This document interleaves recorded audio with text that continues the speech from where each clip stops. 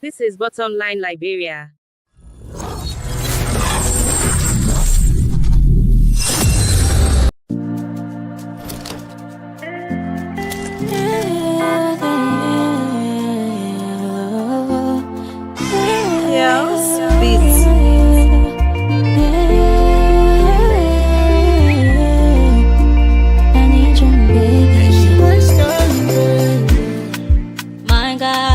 Girl on me now, faster like losing my mind. Hey, my mister, you know you are the one for my eyes, only one for my sight. I can't go anywhere.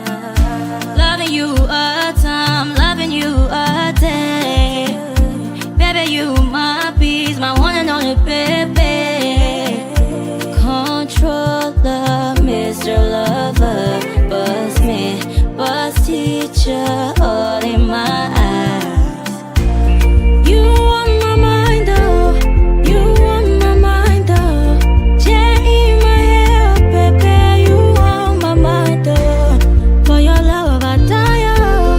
You on my mind, oh. You jet in my hair, oh, baby, you on my mind, oh. See, baby, alhamdulillah, you me for life. Nobody gonna tear us apart. This bond is so tight. Baby, get yourself good tonight. That means you are another one. Don't wanna be a player no more, because you are the one. My baby, my lady, you one that drive me crazy. My shawty, my baby, you got the magic touch, yeah. You are my mind, though. You are my mind, though. You are my mind, though. You are my mind, though. You on my mind, oh. You on my mind, oh. Jet in my hair, baby. You on my mind, oh. For your love, I die, oh. You on my mind, oh. You jet in my hair, oh, baby. You on my mind, oh. You on my mind, oh. I'm crazy for your matter. You on my mind, oh. I'm crazy, crazy, yeah. On my mind, oh. I'm crazy, crazy, yeah. I'm crazy, yeah, yeah, for you. Can I be the one for you? Oh, baby, Take my loving every day, always. your love is all I need, oh, oh. Your time it was a job for me, whoa. You on my mind, oh. You on my mind, oh. Jet in my hair, baby. You on my mind, oh. For your love, I die, oh. You on my mind, oh. You jet in my hair, oh, baby. You on my mind, oh.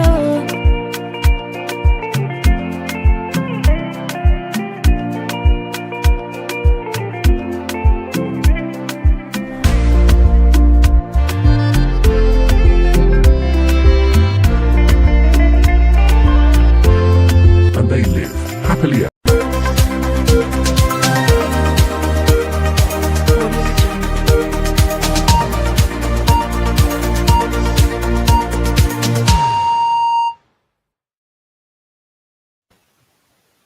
Once again, I want to say good afternoon, good morning, good evening, wherever you join from. Jamal Kamar is my name, live from the city of Manchester. Tonight, this is about the line. This is the 9th of September 2029. 2025. I'm with my colleague tonight, Paul the Lord Children. Paul, welcome. Oh, good evening, Jamal, and good evening to our viewers. It's good to be back on the bottom line Liberia. This is where we have the discussion and we talk things that is very beneficial to our audience and to our community as well. It's good to see my brother. Before I say hi to you, I just want to say it's good to be among the living today.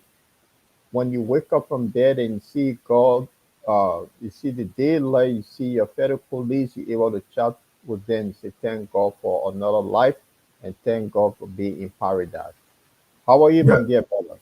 thank you very much. Thank you, Paul. Thank you. I'm doing great. I want to say a big welcome to you. And if you just join your where we join us from, say thanks for joining us, be part of this. Always share the show. Always you also do the subscribe button, like so we can always be part of you be part of our discussion anytime we come on.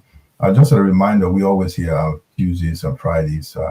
UK time is 8 o'clock, Liberia 7 o'clock, Central European time is 9 o'clock. So we also may be joined by our colleague, Mr. Francis Mono Mensah, who will be joining us, who will be joining us from Sweden tonight to discuss some issues we have here tonight. Paul, um, what is really trending in Liberia will be taking us on, just to give you what is on the menu tonight, just quick look at the menu tonight. We'll be looking at the some news we have tonight. We'll be looking at the Busher hair tight. With this, these are newspaper review we're looking at. I'll just get the headline. It's Busher hair tight clothes by in the GSA. That's the Government Service Agency fence.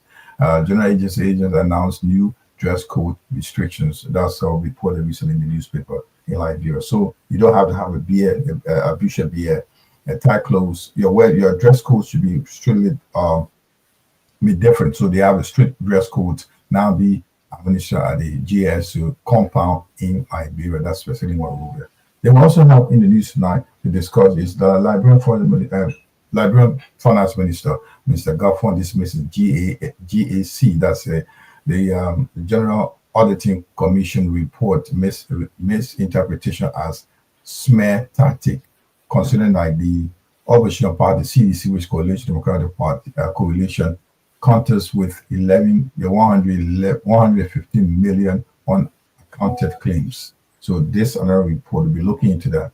And also in the news tonight, we're going to be discussing, these are all probably you've heard the news, but we just want to discuss, it's a discussion point for us tonight. Former Liberian Telecommunication Commissioner, Mr. Abdullah Kamara, rearrested on corruption charges. And the last one, the President of Liberia, His Excellency President Joseph Nyombaka, departed Liberia to participate in two major international engagements at the Global Diaspora Conference and the 80th section of the United Nations General Assembly in the USA. On that note, we'll be going to the international desk where my good friend Paul DeLorge will be taking us through Paul, what is happening today on the international scene. So we'll take a quick break. Yeah, Paul, you'll take a quick break and come back and you just take a through. But give her what we got tonight. Just give her the gist what we have tonight on the international desk. Well, on the international desk, we'll be talking about the situation that occurred today in Doha, Qatar, that Israeli decided to go after the Hamas leaders there, and something will be dived into who have given Israel the green light to be going after people in different countries. And also we'll be looking at Africa, Ethiopia, something quite interesting that they built a massive dam that is causing chaos in the region. We'll be looking at that. The dam on the Nile River is something that we'll be looking on the international scene. Another one we should watch out for, France. Is France gone bankrupt? That's the question for the night. After the formation of the coalition of waiting, France is now facing serious economic crisis. That's on the international desk for tonight.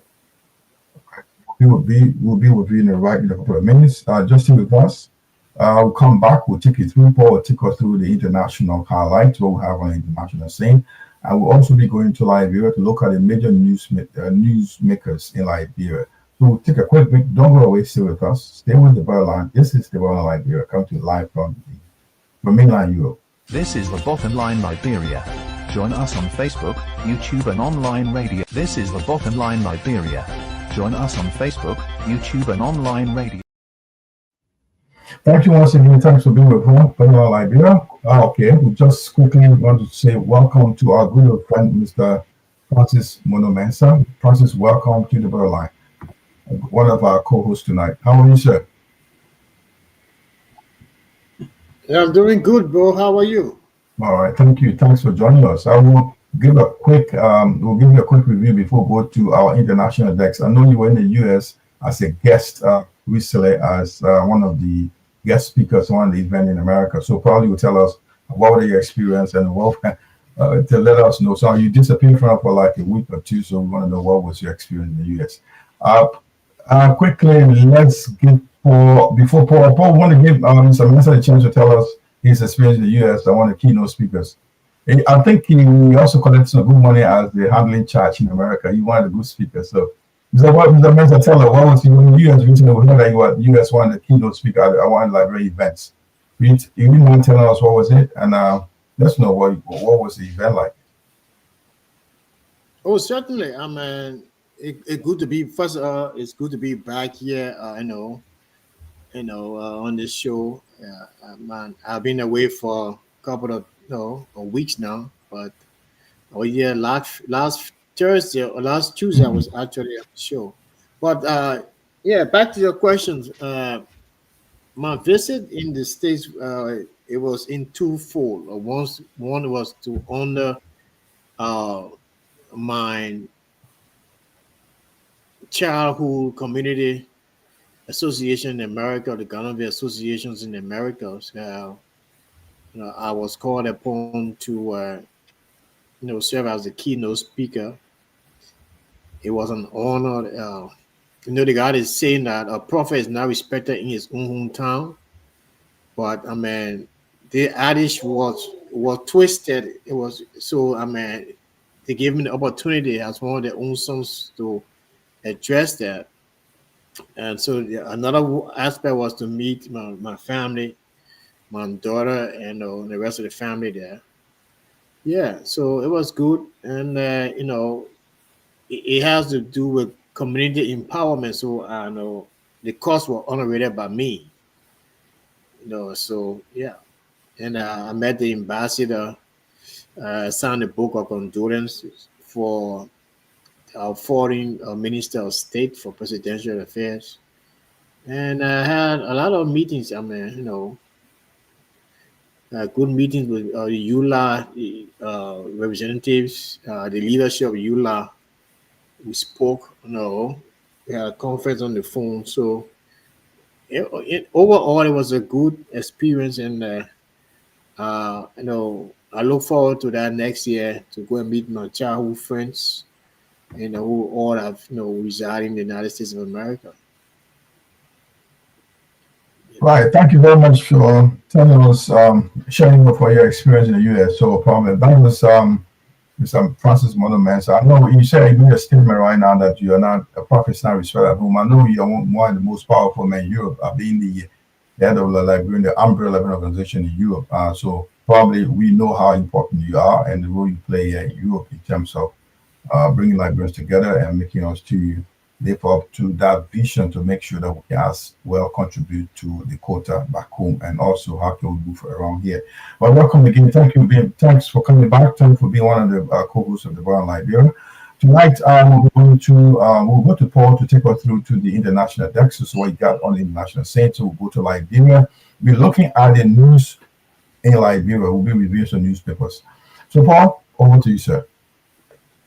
Thank you, Jamal, and thank you, Francis, and to our audience. For those of you joining us for the very first time, kindly click on the like button of our page to follow us whenever we come. So we come for twice a week, every Tuesday and Friday. So on the international desk, I mean, some of you may have heard all the news that has been broken that Israel did not attack again, and this time it's not Gaza, it's not Tehran, but where, and how, who they went after.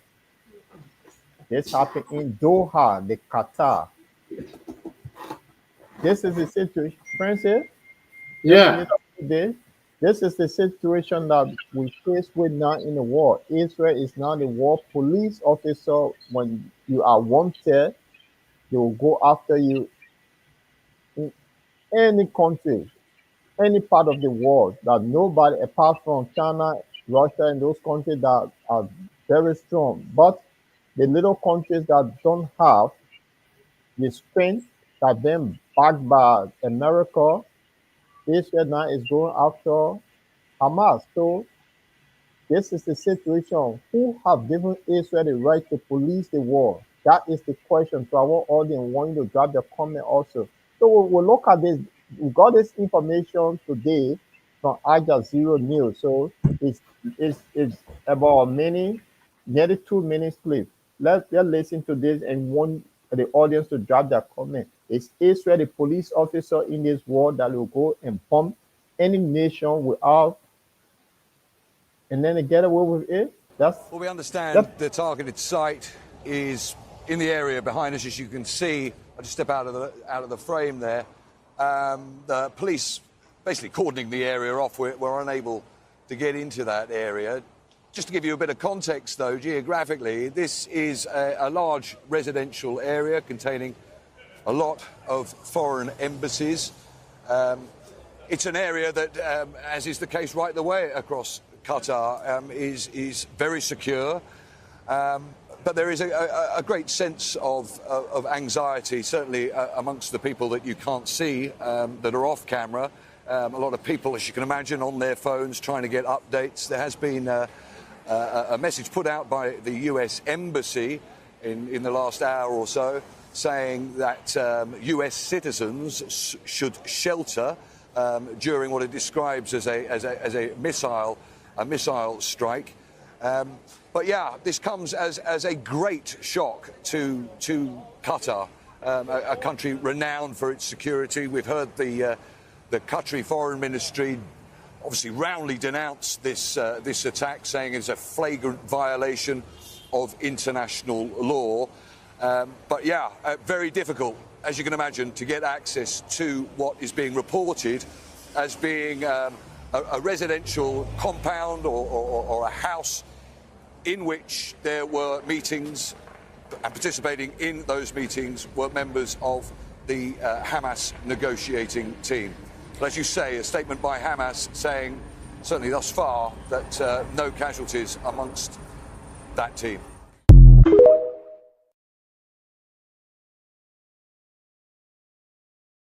Right.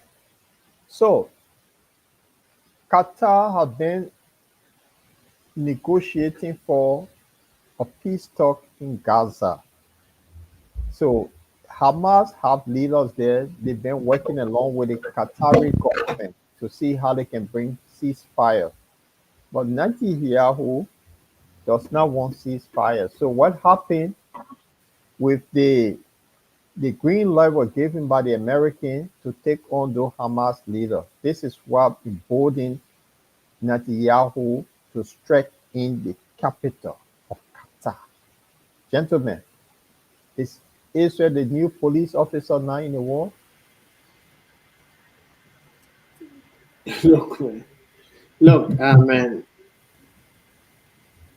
you just said it right. I mean, Israel they are emboldened, to carry out strikes in sovereign countries. Qatar, who has been one of the mediators in the entire process since the genocidal war began 2 years ago. America, who Qatar is an ally to, so will allow the Israelis to strike in another sovereign nation. I think it is. It's condemnable. Somebody need to stand up to Israel. They have flattened the entire Gaza, all the high-rise building that they are flattening it, and they are doing that before the GAA in the States, in America. Look, Paul, I just don't know. What are war waiting for? I don't know. They need to stand up against that. How Hitler killed all the Jews. Killed the Jews and Gaza, and that's the same thing they're doing to the people. There's another Holocaust. I don't know what to say, bro, but it's just disturbing, man. Yeah, Jamal. Yes, sir. This is quite interesting. Yes, it is. Qatar have been protected by the Americans. That's why they have their base. America have one of the biggest bases in the Middle East in Qatar. Now, if anything coming in, the Americans see that what happening, and in broad daylight to allow Israel to bomb or diplomatic headquarters. Not only those people that went for but they terrorized people in that area with America saying nothing. And they're there to protect these people. With Qatar now see logic that this is now on. Should they expel the American, or they're not capable of doing it, or because of their behavior? What say you, Jamal? Yeah, Paul, do you hear me? Yeah, go on. Okay. Thank you. You see, this is quite interesting. I think my colleague just re-emphasized on it, Mr. Mensah. Well, Asia goes for weaker nations like Qatar, Gaza, and the people in Palestine. And you know what happened a couple of months back when Israel hit Iran. We all know the history. We know the story. We know the history. What they said. There's no reason Israel will make any more attempt to hit Israel. I mean, to hit Iran. They're going to be hit harder. And whatever move made in Qatar, Americans supported. Americans supported it. They sanctioned it or whatever. They commissioned it. And I don't know why. Probably could be a break in communication with the Saudi Arabs and the American government. Qatar has been one of the mediators in these Gaza Israeli conflicts. Who will house those people? They have no homes. Where do you hold them?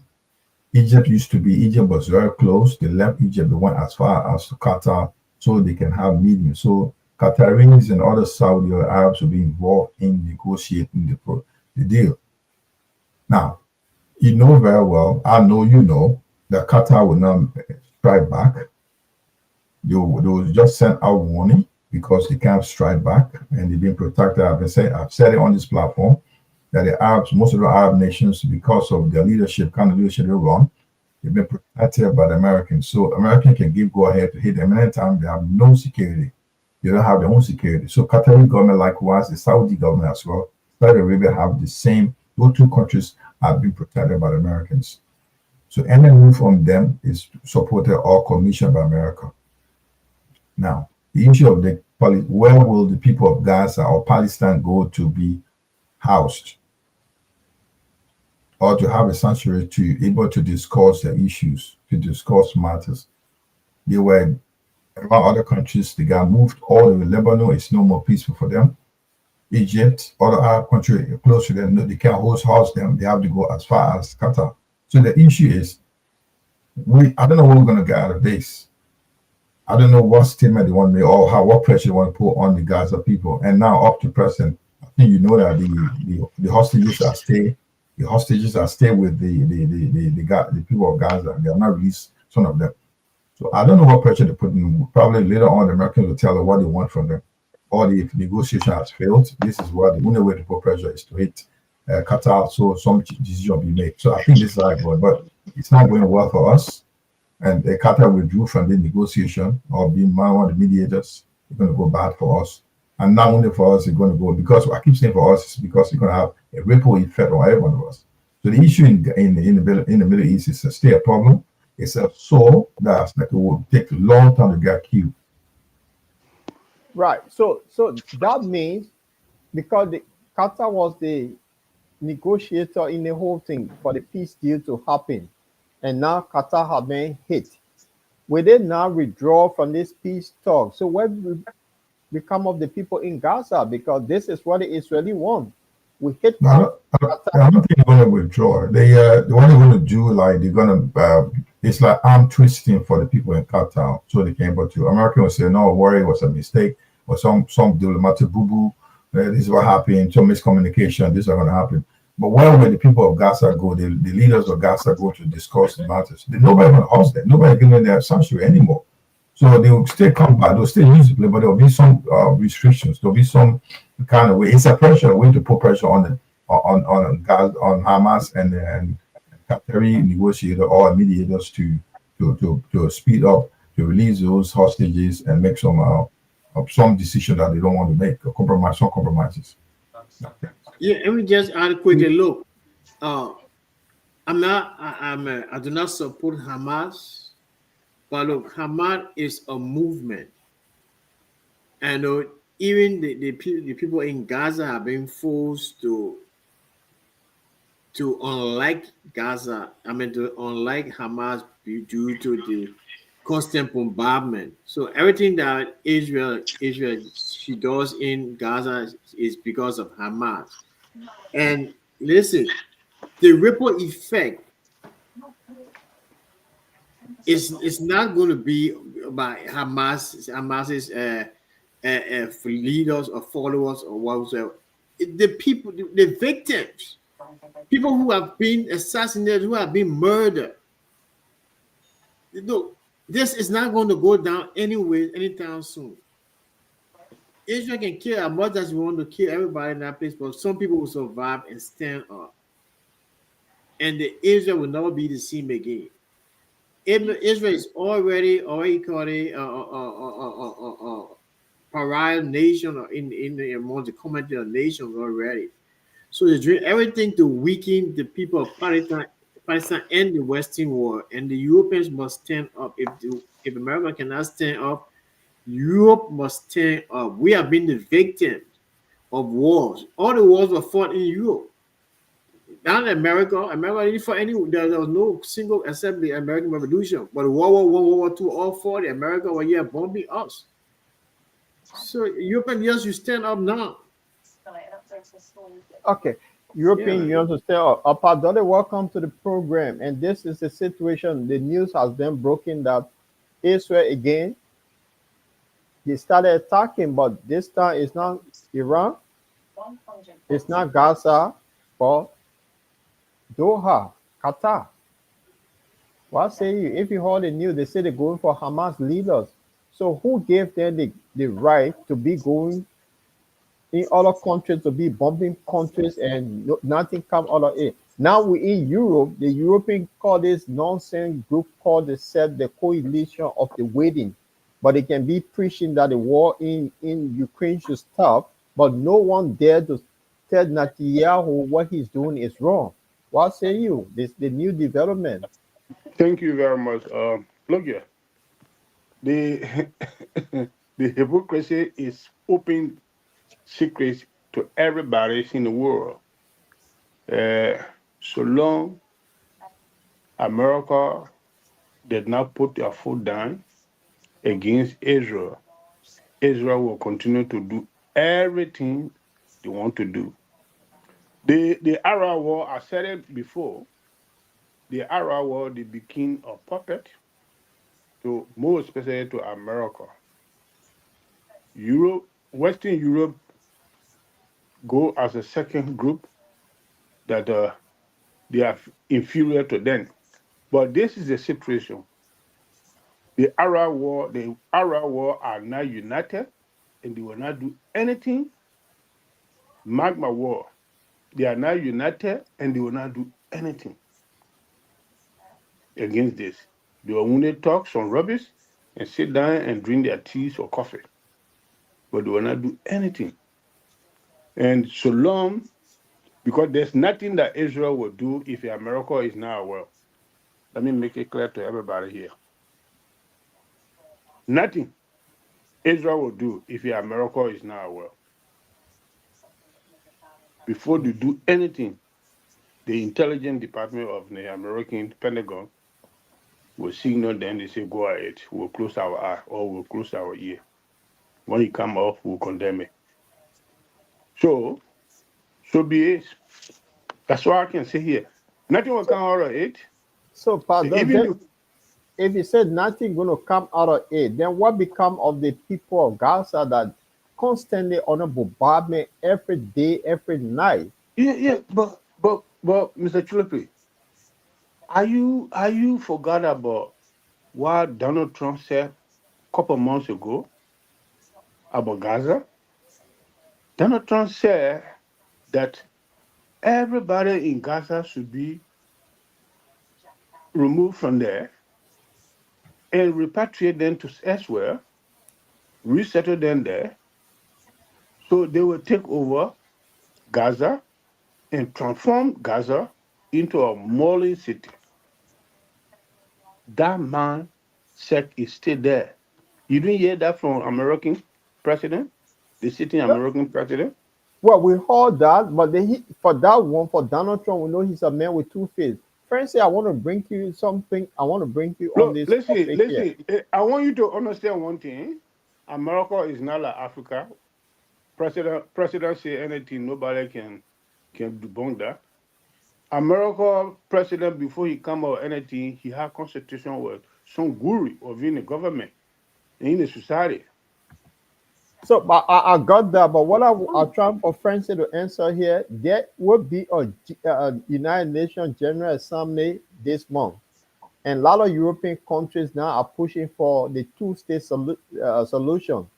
So is this the reason why Netanyahu now trying to do something bad before they have the United Nations General Assembly, because these countries are pushing for the two-state solution? Will the two-state solution be the end of this thing, or how you see it? And then Jemma can talk and then move on to the next topic. No, but actually, I mean, the quest for two state solution over the years has been, I mean, clear. That people have been speaking about it as the only solution. But Israel has a country has taken upon itself to be the referee, the player, and everything in the game. And the only thing I know that the European nations will do when they get to the GAA General Assembly is to recognize the empty land that they call Gaza or the state of Palestine. By the time they get there, at the rate the Israelis they are bombing these people, destroying the entire infrastructure, there will be nothing left there. Just the grounds, on the sand will be left there. So the last year, I just want to before I turn it over to Jim. Last year, I remember at the last convention, the last GAA, there were countries that were very vocal. They even walked out when Israel when they were coming to speak last year. People walked out. But yes, the catch. Netanyahu, he went rogue on the people, calling them supporters of terrorists. I mean, so the man has all the guts in the world to stand up and accuse the other countries of in support of supporting the massacre of Israeli citizens and stuff. So look, the only way the European Union as a body can come out and not sanctions, but to kick them out of every European activities, I think that would be a lesson learned. Yeah, and Jamal, I want to chime on it. The United Nations been very useless lately. Is it about time that, because look at it critically, you have about three countries in Europe that are permanent member of that so-called Security Council. Then you have America, one. Then you have China, but there's no one from that Middle East and Africa. So this proposal for the European that they want to have a two-state solution, this was proposed long time ago during Yasser Arafat days. Nothing came out of it. Now they are Spain have now been the champion of this one, that there will be two-state solution. But these guys are killing these people every day. They're defeating this whole country. By the time these guys agree that there'll be two-state solution, there'll be no one in Gaza or in the whole Palestine. Look at what America is doing when they veto it, going nowhere, because they're the only country that have that veto power. The rest of the countries agree that there'll be two-state solution, but America say no. People go nowhere. They continue suffering. What say you? And then we'll move on to the next topic. Paul, it's just sad to say that the United Nations is a useless organ sitting there doing nothing and wasting time. It's just like what we have in Africa called the AU, when as well as ECOWAS. I just want to give an example. If you follow those who follow history, I think you can attest that when the late William Aratobo went to the United Nations, he spoke about the state of Israel. That was the start of its downfall. We all know that. He made a state, he made one of the powerful speeches in his lifetime was speaking about the people of Palestine. Watch it, go back and check the record. The people of Palestine, we just wait for divine intervention. That's it. The people of Palestine are not a country when they wait for divine intervention. If you're a believer in divine intervention, there you go. It's not going to work when America, other countries, the whole United Nations thing is about, I can veto this. How can two countries veto any decision made by more than 5? So it's a useless group of people sitting there just wasting people's time. That's what I can tell you. It's just useless group of people. That's how I describe them. Unfortunately, they are useless because things are happening. Before you and myself start coming to become men, these questions we are discussing have been an issue since, I don't know what year was that. It's over 40 years. Some people in Palestine were born in refugee camps. They don't even know their lives. So just to declare a state of Palestine, that's a problem. There is a two-state solution. Everybody speaks about it. You got silenced. So it's like, my answer to your question, to my point is just say we just wait for a divine intervention for the people of Palestine to have liberty, their own sovereignty, state of their own. That's the only way out. As long as America does not support it, nothing happens. Nothing will happen because if the nation go to tomorrow, they have the General Assembly, or they go together, all the small country, you talk about representation of the Middle East being represented in the General Assembly, all this will happen. It's just waste of time. You can make a decision when 2 countries say no, we don't. America say we're pulling out. We don't agree. That's a dead end. So why waste your time go to the United Nations? Just eat money, drink wine, drink whiskey, and just waste people time. While people are dying, the people in Palestine, other countries are dying. They say United Nations. They should dissolve that group and do something else. I'm just telling you that's how they need to do. Thank you, Jamal. Well, let's transition to Africa. I mean, this is quite interesting. The topic that we're going to talk about Ethiopia a little bit. Ethiopia did something for the past 5 years. They've been building a dam to supply electricity to the entire country. But then it's this dam that Ethiopia has built is now causing a lot of trouble in the region because I want you guys to listen. This is First Point News that broke this story. And First Point News is based in India. So just to let you guys know. So let's listen to this thing, what's going on that happening in East Africa at the moment, East and North Africa. From Africa, where something big is unfolding, an energy revolution. That's what Ethiopia is calling it. This is a rugged landlocked country located in East Africa, the Horn of Africa, and it is mired in conflict. But now Ethiopia has united to celebrate. It is all set to inaugurate GERD, the Grand Ethiopian Renaissance Dam. As the name suggests, this is a dam towering 145 meters high and stretching nearly 2 kilometers. Its reservoir is roughly the size of Greater London, or about double the size of Singapore. GERD is one of the biggest dams in the world and the biggest hydroelectric plant in Africa. It has been under construction for more than a decade now, costing Ethiopia a whopping $5 billion. It was built entirely with Ethiopian money, no foreign loans, no international aid, just people and the government funding the project. And tomorrow, Ethiopia will throw the switch. So national fervor is high.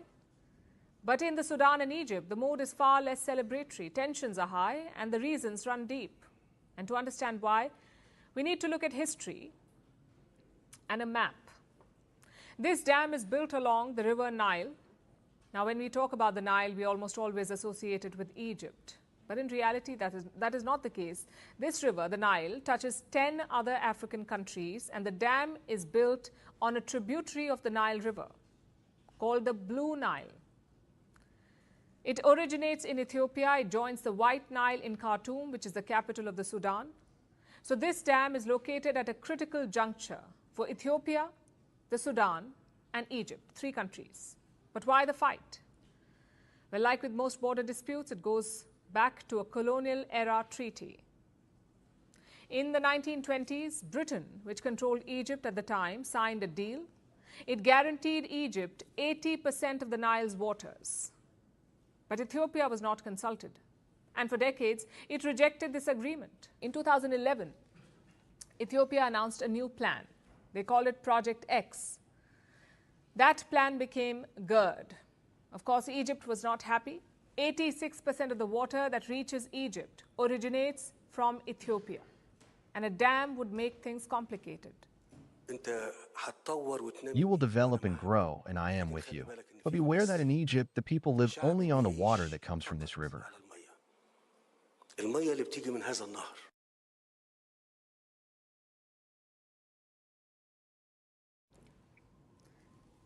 Egypt lobbied the world, it warned of conflict, it threatened war, but over time, its fortune declined.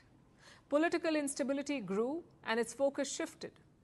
Meanwhile, Ethiopia stood firm. It gathered support from African nations, it mobilized funds from citizens, and it kept building. Throughout, a series of failed negotiations came and went. At one point, the US got involved. During his first term, US President Donald Trump tried to broker a deal, but Ethiopia walked away, accusing the US of siding with Egypt. To this day, the standoff continues. Ethiopia says the dam is essential. Now, this is a country that is home to 130 million people. Many are without electricity. The dam could power 60% of Ethiopia, its homes and industries. It will be a major boost to the economy. But the Sudan and Egypt fear the worst. Egypt depends almost entirely on the Nile. The Sudan too relies on it for water. They worry that Ethiopia can control the flow and use the dam as a weapon. If there's a conflict, Ethiopia can use the dam to cause destruction in both these countries without any weapons. That's what Egypt and the Sudan fear. So ahead of the inauguration, Egypt has upped the rhetoric. It says that water security is a quote-unquote red line. Will things get worse then? Realistically, a military strike on the dam is unlikely. It would be disastrous for all sides. Egypt knows it, and war-torn Sudan has enough to deal with already. So for now, Ethiopia celebrates. Downstream, as the Sudan and Egypt boil, Ethiopia refuses to dampen its mood. After all, this mighty dam could change its fortune.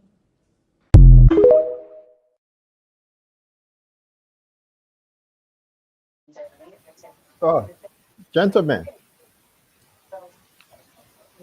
somebody please mute, Padoli, please mute yourself. Gentlemen, this is the situation in the eastern north of Africa.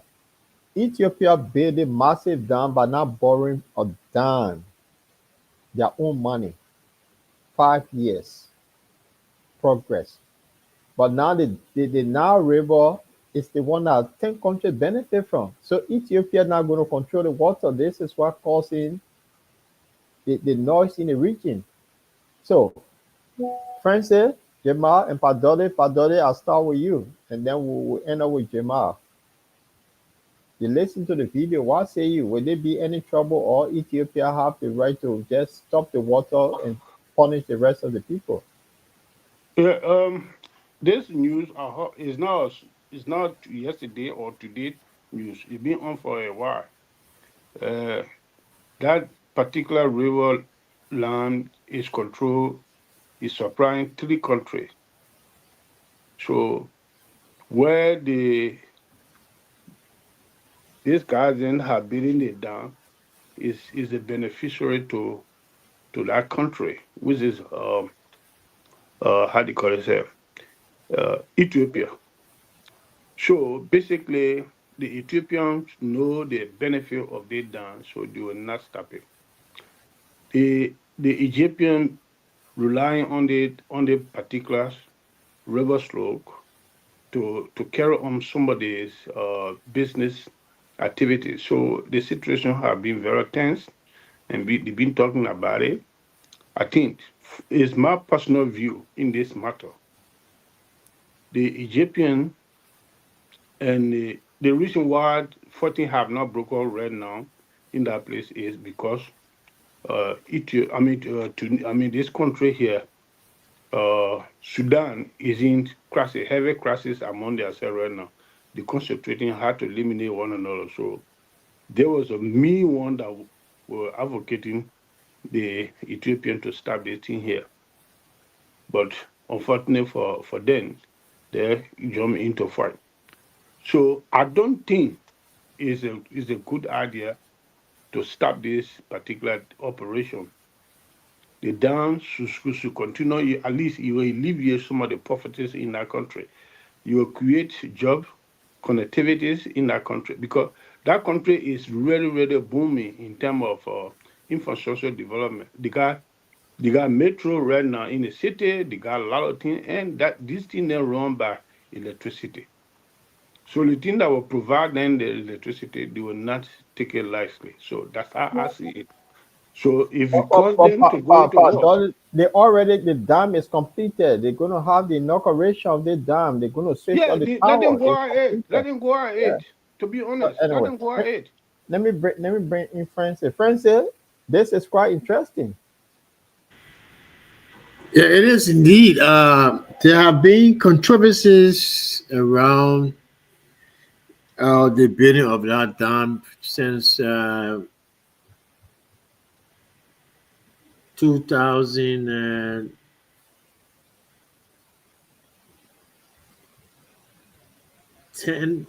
When the Ethiopian government decided to build that dam.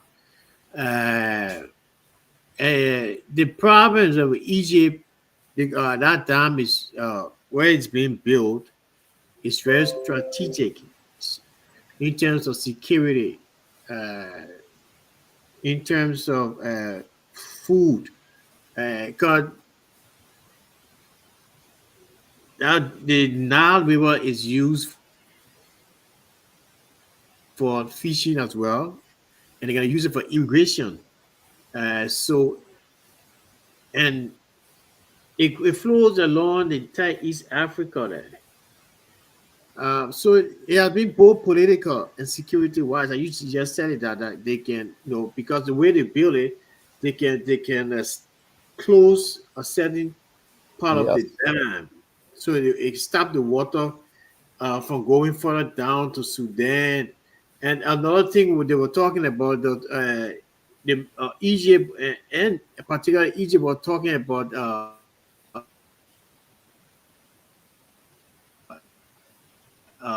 because we use it for irrigation purposes that will lead to hydro power generation. It may contaminate, the water going down flow in the upstream and downstream. So Ethiopia itself has now been the reason why they were denied even loan because it was political.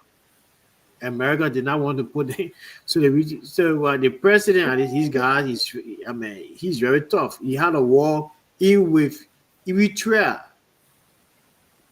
that was basically connected, a part of it to the creation of the building of that dam. So he's not going to stop every Ethiopian around the world pay $1 or so or $10 or so every month Yeah. for that.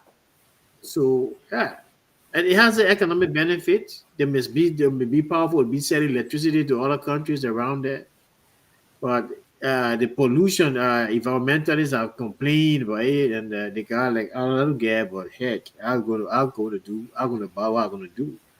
So it doesn't. I mean, some things never change. I mean, some people are just problematic, and I think it's in the best interest of the Ethiopian people. So yeah, Yeah. Egypt They has their got own. they have to put their nation first, then the other people. Gemma, what say you? And then we transition to Mama Liberia. You muted. Okay. I'm audible now. Yeah. Thank you. Paul, the GERD, called the Grand Ethiopian Renaissance Dam. That's the name of the project. 14 years, 1 4. Mm-hmm. They built for their own money. I mean, I can just say hat off to the people of Ethiopia. That's all I can say. And on top of that, I think Francis, I kept it all. I can't add more than what you said. And I will just tell you something about Ethiopia. Ethiopia is one of the countries that, I say management, they are very good. There's this one, the biggest in the world. They challenged the world. They said they would do it. They've done it with the contribution from outside. Diaspora, everybody was involved in this dam construction, and it will be inaugurated after 14 years. My colleagues said economic benefit. There may be some environmental issues, some security concern, civil upheavals. Sudan and Egypt will raise issues, but they can benefit from this. They should be able to work together and benefit from it. The good side, everything has a negative side. They should look at the good side of it. Yeah. Ethiopia is one of the countries I want to talk about the management skill. Ethiopia Airlines, take it from me, is one of the sustained airline in Africa. You had Africa, 11 countries in Africa could not maintain that. Ethiopia Airlines still managed, they still carry out, no government intervention, they just manage. So you can just take it from there.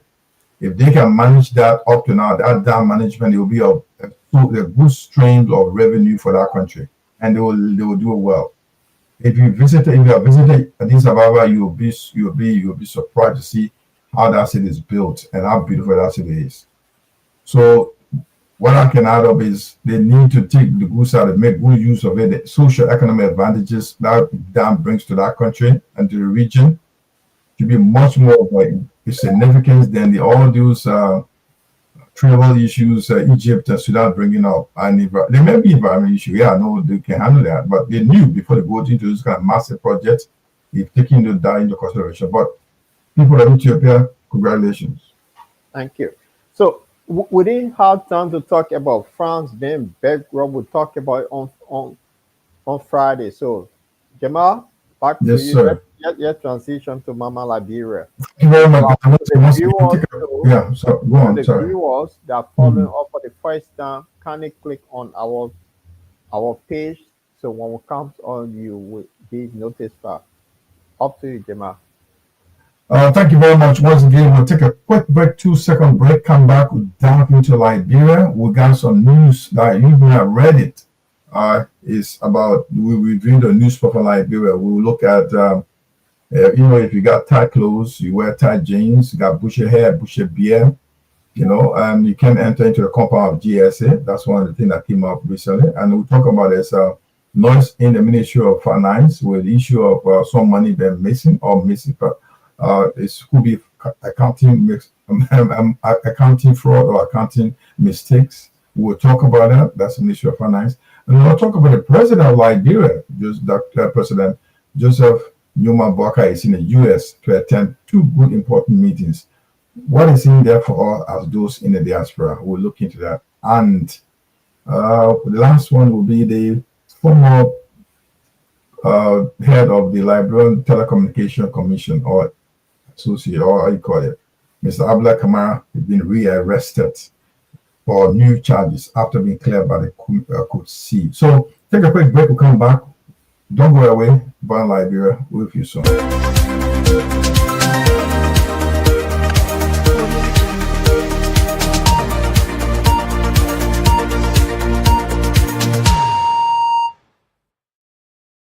Once again, thank you very much for joining us. Jamal is here. I got my colleagues with me to discuss now the review Liberian newspaper. Francis Mono Mensa from Sweden is working tonight to discuss this. Maurice Yankuba Dolly also is here with us, also live around in Manchester, UK. Paul Deloche will be sitting at the place we call the seat of King James, London, UK. So, gentlemen, welcome again. We just, from the international bill, going to look into what is our own country look like, what is near us. There's a new, I'm just going to take you from Daily Observer recently reported that is, it's a new rules, dress code rule being issued at the GSA that probably may have read in the newspaper if you know what is the story.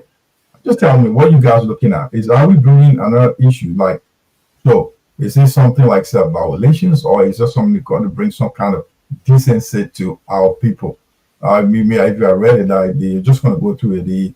There was just recently the GSA, that's the government, the government-owned run agency that runs all these government procurement agencies for Liberia, and the autonomous agency for Liberia issue the management issue and a warning that if you're wearing tight clothes, those kind of, what do you call it? They call it spaghetti clothing, those one with holes in it, see through, beard, below too much hair, you're not allowed to enter in the compound, the fines of the GSA. What shall we put it recently? So, guys, I want to leave it to you to just tell me what you think. Probably reading is, if you didn't read it, I can go over it. But let me get your opinion on this. What is in local Liberia? So, is this basically go against your own basic rights of what you wear or how you look like, or is it a matter of GSA bringing some kind of decency to those who visit the compound or those staff that work at that place? Now, first go to Mr. Dolly. Thank you very much. I don't think this is a recent ideologies by the Liberian people. This similar thing happened in the administration when the military took over. They make a law, but that was particularly about the House of Parliament. Capital building, nobody, no woman could enter in capital building with fancy clothes. You have to be in African attire clothes before they allow you to enter in a building there. They make that law in PRC government up to the newly elected NDPA. Oh. Okay. We'll have him back. Well, we lost him. So, Paul, you can take it from there. Yeah, what do you think? What's going on with Person Liberia? You just said that during the honor and the leadership of, when the mayor took over, like, Mr. Dolly, you want to continue, please? Yeah. That is for GSA to push us a law down. I look at it to be nonsense. To be honest. I look at it to be nonsense. What's the rationale behind it? Why? At least the House of Law, the Parliament, the capital building, making such a law to say the woman should come with decent African attire clothes. Yeah, that was reasonable. But GSA is administrative areas where the extra that the government's logistics and stuff. That's the chief of the government logistics department. They purchase all the equipment for government and things there. It's not any lawmaking area. It's not any honorable area. It's a working area. I don't know why they make such a law. I look at it to be nonsense, to be honest. Yeah, I like the way Pat Dolly put it. Jamal, Yeah. the thing is funny. It's a government entity that's responsible for purchasing anything. It could be chairs, it could be cars, it could be any spare parts. So Right. in those sort of area, we classify it as a warehouse. They're not engaging with anyone, say, doing business transaction. That's where you meet business people come to sit with you, that you're offering something. GSA is complete warehouse. So in a warehouse, this is where you wear jeans and then wear safety boots and all that. Casual wear, to be specific. Casual wear. That is warehouse. So what is warehouse now trying for people to dress like they're going to do or some kind of lubricate job? So it's just complete nonsense. People don't have work to do. This is what they come up with. Let me go over. I think first when it comes out, you will talk on it, guys. If I'm not clear, I think my speaker have reached the issue. Let me know, guys. But what happened? What was the issue on the 2nd of this month? It's the memo dated 2nd. I'm reading from the newspaper, the Daily Observer newspaper, to be just a source. The memo dated September 2nd, 2025, outlines a list of forbidden dress codes that security staff have been instructed to strictly impose. According to the memorandum, shower slippers, skin-tight clothing, sleeveless blouses, including spaghetti sleeves, short skirts, dresses above the knees, short trousers, muscle arm shirts for men, truck suits, tight cut or tight fitting jeans, bushy beards, bushy hair for men, as well as artificially grown dreaded hair by men, or are banned on the GSA compound. So, is this? I thought GSA had turned to another religious institution where they got a, I don't know, what is a religious institution? Because I think I wouldn't see this to be like the synagogue, the mosque, or the church, or whatever religious institution would give these laws. But at the government institutes, I mean, government service agency would say that, well, I mean, I understand if there are some indecent clothing wearing women in the public, space, but those things need, man, that's way above that's. I think the government need to look into that. Call these, they getting too much. So this is too much. This is too much. This is kind of restricting the I don't know, Paul. Yeah, but this is what I'm saying. I think Jamal, there's a message out there for you. You need to look at it. Okay. Yeah, yeah. This is what I was saying. A warehouse, people wear casual wear in a warehouse. People wear short trousers in a warehouse. As long as you have your safety boots on, your hard vest, and your safety cap, that's what you do. This particular GSA government entity is a warehouse. Nothing less, nothing about it. It's complete warehouse. So somebody putting restriction on people who work in warehouse, I find this laughable, to be honest with you. It's not, no. If you go to Morovia and then if you want to obtain your passport from the foreign ministry, do you know they stop people from wearing trainers? That's something. Say, oh, because what you have, this is a foreign area that you have foreign guests coming in, so people should dress properly. Yeah. So Yeah, this, yeah, Paul. 1 second. I think I will give you quick minute. I think I have issue. I got a message. I have issue with my microphone. You are not yeah. hearing me very well. Now you So clear. okay, Yes, I'm much better now. Yeah. yeah. Right. Thank you. Right. Yeah, Paul. This is it. While we're trying to get Mr. Dollar in, oh, he said away. So while we were still talking. So what would this happen? The government will say that we do every ministry have every agency will have your own laws to set up. I think there should be a standing rule by the government. Jimmy, let me not cut Yes. you off. Once the government, the sitting government, does not have control over herself, these are the end result can happen.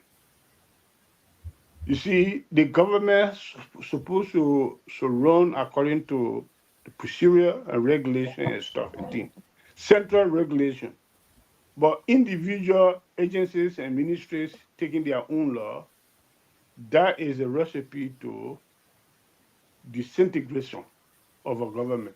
So the government don't have control. The old man, he came with lie, and he gonna go back with lie.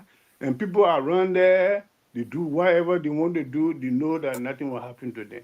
But at the end of the day, if God bless the country to bring somebody's credibles to take the lead tomorrow after 2029, all this nonsense thing that happened need to be investigated and punished severely. So at least that can serve as a strong deterrent for the next government that coming in. But Joseph Bakat's administration is completely loose. Let me be realistic. They don't have control. The only after look at he going to America 2 weeks ahead of the program. 2 weeks ahead of the program. All that thing is the government money. The necessary area, agencies and things then that need to spend money on, they are not doing it. Even the university, 200,000 to provide to the University of Liberia to open the campus is not possible. But what they're doing right now, to go to America with huge amount of money, over 500,000. So that's so that nobody care. I don't know. Yeah, nobody care. To be very fair, GSA. Who is GSA? I used to work with police logistics department. We were liaising with the GSA when Charles Taylor was director general for GSA and Francis Massacre. So That's a warehouse. It's just a straight warehouse, keeping the logistic materials, cars, vehicles, like whatever rules used by the government, uniform for the military, police, and this and that, and rest of it used to pass through there. So if you, the question is like, Mr. Donald, I understand your point. Like, why should we wait until 2029 when, if you see it as an infringement on the right of the people, why can't we raise the issue? The government get to the government attention to make sure that people will not be restricted. I mean, I understand. We were just said attack. Yeah. Jimmy, do you have the people in that country have the gut to stand friendly to defend the refugee? Yeah, but people's rights are being denied right now. So we don't want to discuss it. That's what I'm saying. The people's rights have been denied in several occasions. What they have done. People's rights have been denied in several occasions. What they have done. That's why I'm telling you, we don't have people have the gut to stand friendly to say, look, this nonsense, we cannot take it, we will stand against it. It's not there. We don't have the people. People thinking what they're going to eat tomorrow. They can't able to stand friendly to challenge the government for even 2 hours, 3 hours. You may take him out. All right, Mr. Dollar, thank you very much. We want to proceed. We'll leave that. Thank you very much. We'll go on to the next topic. Tonight, again, we are discussing the some news spot headlines that made news in Liberia. Today, we're talking about the government service agency, GS, which is responsible for the procurement arm of the government agency that is responsible for buying government properties and other items for the government. Issue a strict dress code laws, for Liberians. If you are working there, you are a staff, or if you are visiting there, there are some clothes or how you should look like. I think my colleagues see as an infringement. So we were thinking, we're looking at it. What do you think? Probably after the show, you got a chance to go through our Facebook or a YouTube channel. Drop your comment. What do you think? They said that you should not have a beard. You got a lot of beard, bushy head, tight clothes, spaghetti clothes, no muscle arm sleeve, less sleeves, all these crap. So they came out dress code rules for the GSA, Government Service Agency, which is responsible for purchasing government items. Now the next topic tonight will be, we're looking at the news for tonight. If you just joined us, but on Liberia, we'll be going straight to, this is the story, gentlemen. This is Mr. This is screen from, this came from the newspaper again. This should come from the front page Africa, I guess. This is the story. Former Liberia Telecommunication Agency Commissioner, Mr. Abla Kamara, rearrested on corruption charges. He was cleared of Code C, lower code in Liberia. He was he was involved in financial indecency, corruptions, and he was receiving up to $3 million when he was CEO of a talent group, I think his own company. And after some court deliberations, he was cleared off and he was rearrested, I think, this week. Gentlemen, this is it. Is this first officer camp? We keep saying that the old man is not doing work. He's not doing it. He's going after people right now. We'll be sitting here saying, look, the old man is not doing it. People are corrupt. They accuse for this and that. Woman is not taking action. And this is a guy that was very close. He was the guy, I don't know, they've said he stole. I mean, he corrupt. But the GAC, which is the government auditing agency, came up with a report and which was later investigated by LACC, the Liberia Anti-Corruption Commission, and they found that allegedly found Mr. Abla Kamara was involved in some kind of financial malpractices. So then he went to court, and the court said he was cleared. And now later on this week, he was rearrested. Now, if you see now, that's Mr. Kamara is coming from, he's going to the court, or he was taken to prison. I think on Friday, yesterday, he was released on bond from the central prison in Monrovia. Gentlemen, the question here is, Is this something his government is getting very strict with the people that believe to be corrupt?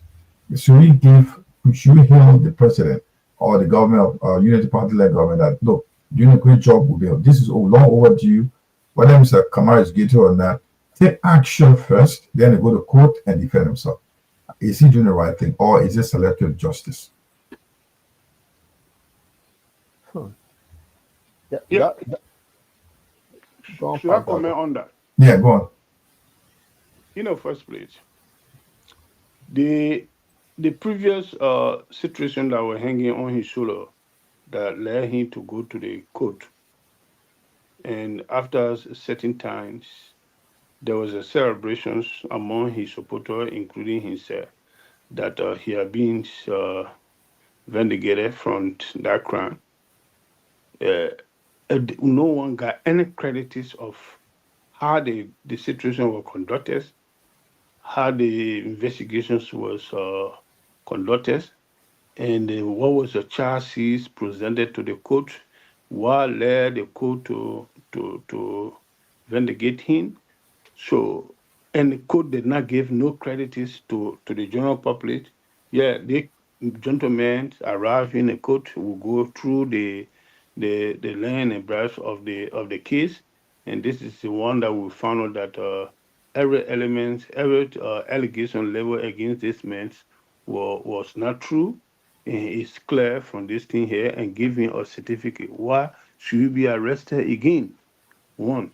Number two, the second arrest right now we're talking about, I don't know personally. I don't know who close to with the information to be able to tell us why he's re-arrested for. I don't know. Until I can know that, I will be able to comment on it. Okay. Yeah, but you hear me now, okay? I'm feeling much better now, yeah? Cool. Yeah. Right. Now, the question is came from in the screen now because we finished here.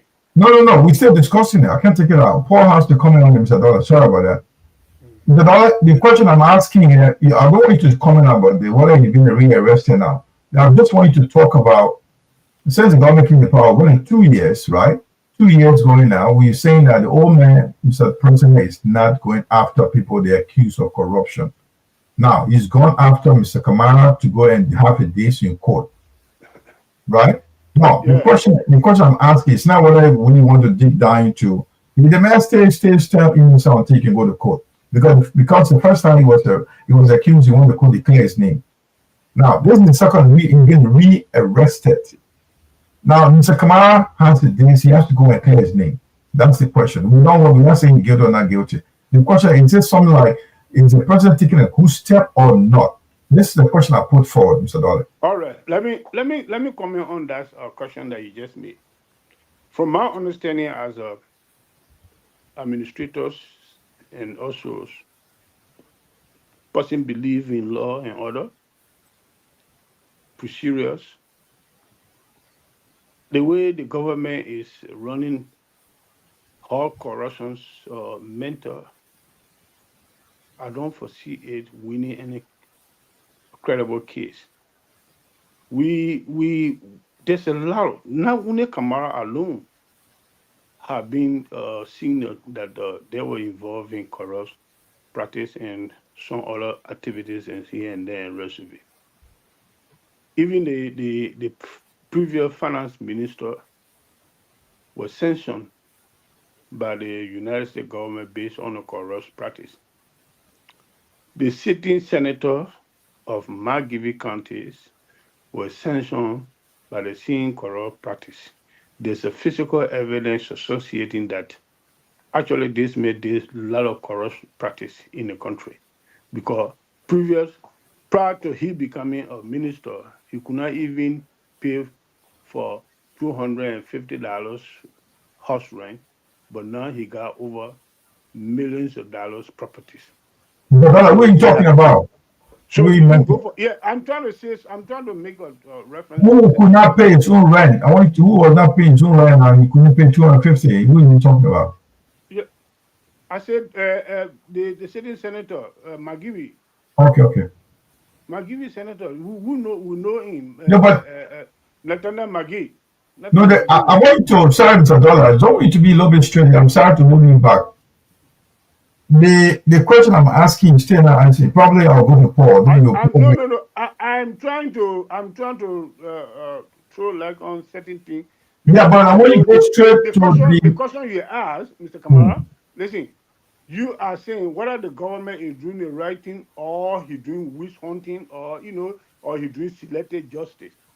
That was your question you gave. I understand it very well. But if you go around it, other people have the chance to speak. I am telling you, before I can tell you the government is not doing well, I must make a reference to certain element that need to be handled, and he are not being handled. So obviously the government is not doing anything straight, he's not doing anything good. Okay, let me rephrase my question. Probably didn't get me. So Paul will help us. Paul coming. But I believe the government is not doing well. Paul, the question is this. Once I'm trying, probably I will put it to you. This is a question. The Mr. Kamara, Abdullah Kamara, LTA, Liberian Telecommunication Association, or what do you call it? Agency. Sorry, not agency. LTA was rearrested recently for new charges against him, and he went to court. He went to jail. The question I'm asking is this a good step, because we're all talking about government is not going after people believed to be, charged on corruptions, or the GAC, by report, LAC investigated, and they have to put a name for the guy. They should have the days in court. Government should go after them, make sure they go to court. The question is, with Mr. Kamara being in the picture now, can we give credit to the government that are doing well, or are we saying that it's a wish on, because do you move any that have been GAC came a report, LAC confirmed that the person has some charges on the head, and that was not brought to, or was not going to jail and being sent to court? If it's not, so can we give the government the credit for doing what they're doing right now? Well, the thing is a tricky situation, because Mr.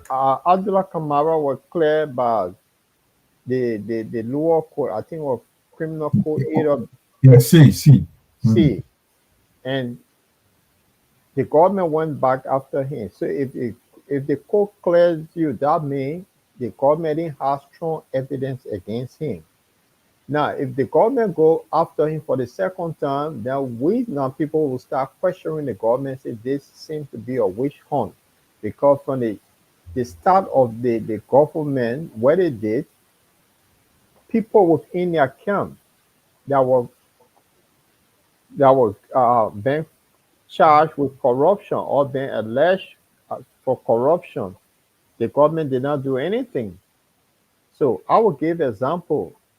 The First Lady office, her nephew, according to the newspaper, were taking $200 for students for scholarship. Now, when the allegation came up, when that story broke, they suspended this guy. He never went to court, and nobody ever heard anything. That's what the dead end of the case. Now, fast forward, if you heard about the yellow machine, they said they were bringing 285 pieces of yellow machine. And the money that came behind that yellow machine, the intent of that money was to corrupt people. What happened? That case died of natural death.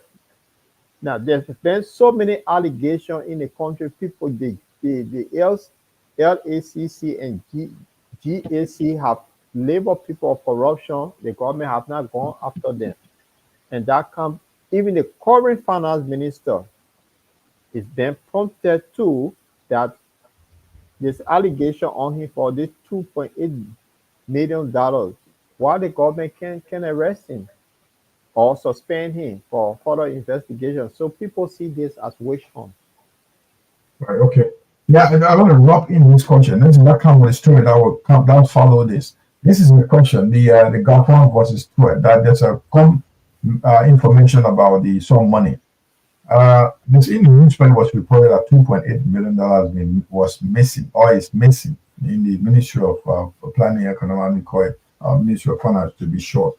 Now, Mr. Bola, just to add to what you are saying, this is something that's like let's back and forth argument. Somebody said some money was missing, and the current minister is saying the CDC is like trying to smear their record, trying to come out with saying that they have stole money and they misappropriated. But then, what in the situation? We don't want to go into when you just the matter of fact, this is one that there are few key ministries in any government: Ministry of Finance, Foreign Affairs, Defense. Foreign Affairs, Defense, Finance. One other one. There are a couple of ministers that are top key ministries. The minister was accused of 2.8 million. One even want 200,000. What should be done now? If the government is going after people like Mr. Kamara, now GAC is coming like there was some issues with money is missing. There's no trace. We talk about the last time on the platform. There's no trace of this money. It can't be connected. It happened in 2024. What the horrible thing the government should have done? You guys, you know what should be done. I mean, Mr. Dollar, just to add on what you were saying, the government is the witch hunting. What should have happened if they report the GAC, that's a government auditing agency commission, saying that 2.8 million US dollars missing in this ministry. No trace, nothing. Yeah, you see, as I continue to say on that case, I said it the last time, I will repeat again what I said. Yeah. The government is not serious to investigate that matter. There's no administration will say that something got missing, but we believe that he went to Mr. John Brown's house, but we didn't know how he got there, we didn't know how he came out of there. That's simply, that language, they say, no tracing. That's the meaning of that. They can't trace it. We didn't know how he got there, and we didn't know how he left from there. But he went there, according to all. So it's very, very vague to me. If the people are serious to deep up on that issue, they're supposed to come up with sufficient evidence to convince the public that definitely this money went to this place here, so town, and he will take from there, so town. Who take it, it will be known. Because this is the finance ministry. I went there before, as I said. There's no money can go through the finance ministry's procurement division or the controller general office, and why it was responsible for the financial activities in that country, go in there and come up without any trace. No, it's not possible. They have not seen any true yet. Let them come up with a true story on that particular 2.5 million or 2 million business. Until then, is a vague. That their explanation is vague. That allegation is vague. If you can listen to the finance minister's what do you call press conference yesterday, he said that lie. You see the people lying. So if the people are not lying, let them prove it. That's why I can see in this thing. Paul, really sure the government is hunting down people believed to have issues with finance, financial conspiracy, whatever you call it, any inappropriate management of finance. And they're saying that people are being sent to jail for that. Should we heal the government, or do we see as a witch hunt? Because what we're looking today in the paper from the front page Africa, the issue of $2.8 million at the Ministry of Finance has not been traced. So what do you think the minister will resign after the minister reported? The government should have asked the minister to resign while the issue is being investigated, or suspending while the issue is being investigated. Now, he's just there backing up saying it didn't happen. And now let me tell you what he said. There was some story he mentioned. I'll tell you what he said. He said, Mr. Goffman dismissed the GAC report finding as misinterpretation and a smear tactic, noting that over expenditure in 2024 amounted to 2.8 million US dollar compared to US 96 million in 2023. The Liberian Finance Minister Goffman dismissed the GAC report as so he said of more So of more than 735 million in transaction, only 2.8, only, nobody says, only 2.8 million were flagged for inadequate documentation. The minister also claimed he emphasized that the audit finding point to administrative errors, not theft, and urged the LACC, that is Liberia Anti-Corruption Commission, to investigate. Yeah, it's in contrast. The CDC has contact. He said has contact with claim of 115 million unaccounted for. So in taking his case to CDC, saying that CDC is behind all those campaigns. Yeah, CDC. So Jamal, Yes. The GAC, they don't just come to you. It's based on your own financial record that they go through. Right. They didn't create a financial record for you. No. So Minister Gaffon, he's created his own financial record that the GAC went through to find out that $2.8 million is unaccounted for. They didn't create a report. He created a report. But something is missing in our report that, okay, this is the report you submitted. Well, from our calculation, $2.8 million cannot be accounted for. So where have this $2.8 million gone? Now, this minister knows that his hand have been caught in a cookie jar, so he now bringing CDC in as something. So you in government, if CDC, what he's saying, why they didn't go for CDC from the start of their stewardship? Why they didn't go for CDC? Now his hand is caught in a cookie jar with the president. I want to say it's selected justice that is going on, but now this guy should be suspended until LACC come up with their findings that the allegation that GAC have come up with, this is true or it's not true. So this guy he should be silent. Yeah. The claim the minister is saying that all you can take it from as well is that the 2.8 million missing, whatever the amount is, only after saying one and someone million, that's the only one that was missing. He said that's the only one they warn about. If you look at the connotation of the statement, and he said it's not even theft, it's administrative errors. So 2.8 million can go administrative error, and we can't trace it. How will you explain that to what's the state they run an administration? 2.8 million can be administrative. It's not theft, though. It's administrative error. That's the minister in this money. Okay, Jimmy, what the minister simply mean the administrative error. He needs to explain to you, help you explain. So it's very honest. Let me put in his own word. Like if it's one can be written as 11. You can write one, you can put 11, one behind, you can be, those are errors you're looking at. So it was not that one you're looking at. It said GSC voted, not say it was a theft, but it was administrative error.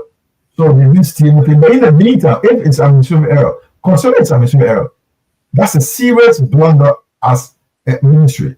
So the minister, it should go after the minister should withdraw himself while they investigating administrative error. You can't say that over 2.some million become an error. Then you say that it's a bragging saying that after 725 million transaction, only 2.8. But Jamal, it's not one person that wrote this document. So before that document go out, there are other people. Somebody will say, "Oh, but something not right here." If you wrote, you wrote 12 instead of 2. Somebody will see and say, "No, but something." You have to go through all the editing before it goes out. It was their own thing, but the GSC said paper trail. They didn't say administrative error. It's the minister that now seeing administrative error. But there are paper trails that cannot be accounted for. So in modern days, we use Excel document, we use all sort of Oracle document for financial purposes. So how come that if you miss one number somebody else in the department said, no, there's a number, something not adding up here.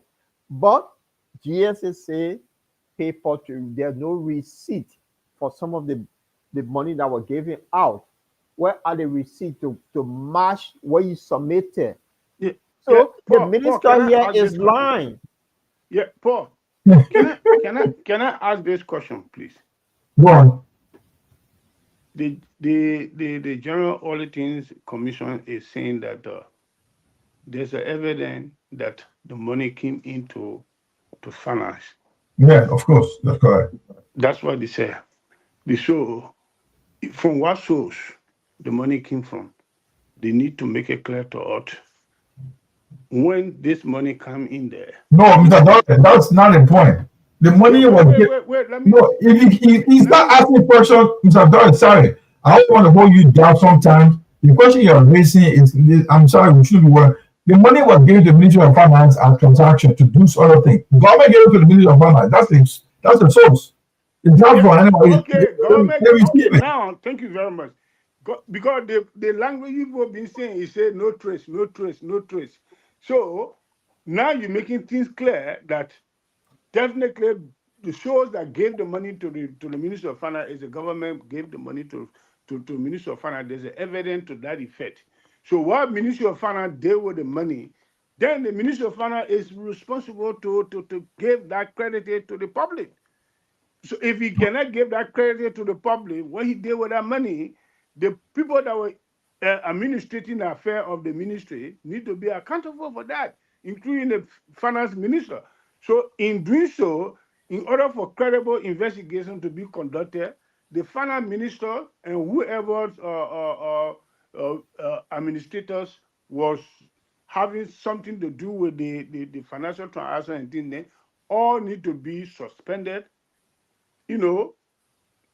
until the investigation can be concluded. And once they are being exonerated from the allegation, they can be reinstated back. But until then, the Minister of Finance can be asked, but who will do that is the president. Can ask him to recruit himself. But now he is traveling with the president to America. So Padole, Yeah. The Ministry of Finance responsible to send out money for government projects. Yes. They sent out the money. The money went to where it needed to go. So GAC come in and say, but all the money is sent out.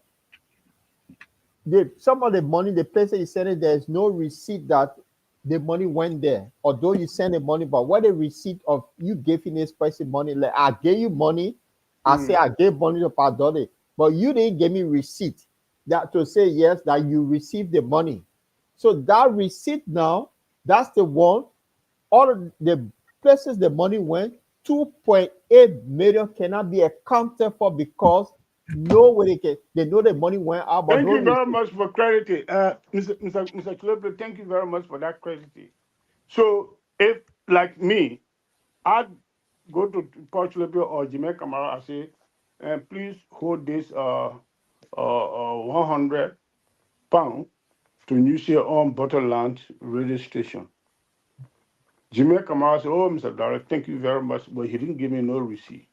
Tomorrow, if the auditor then come and investigate to know whether Jimmy Kamara used that money, whether I gave the money that's supposed to be given to Jimmy Kamara, I say, yeah, I gave him 100 pounds.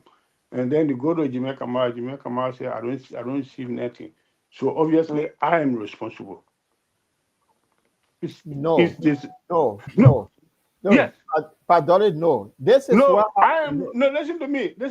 I would the finance minister that they gave the money up. Listen now. The GSA now. You're looking at different angle. It's not like that. It's not like that.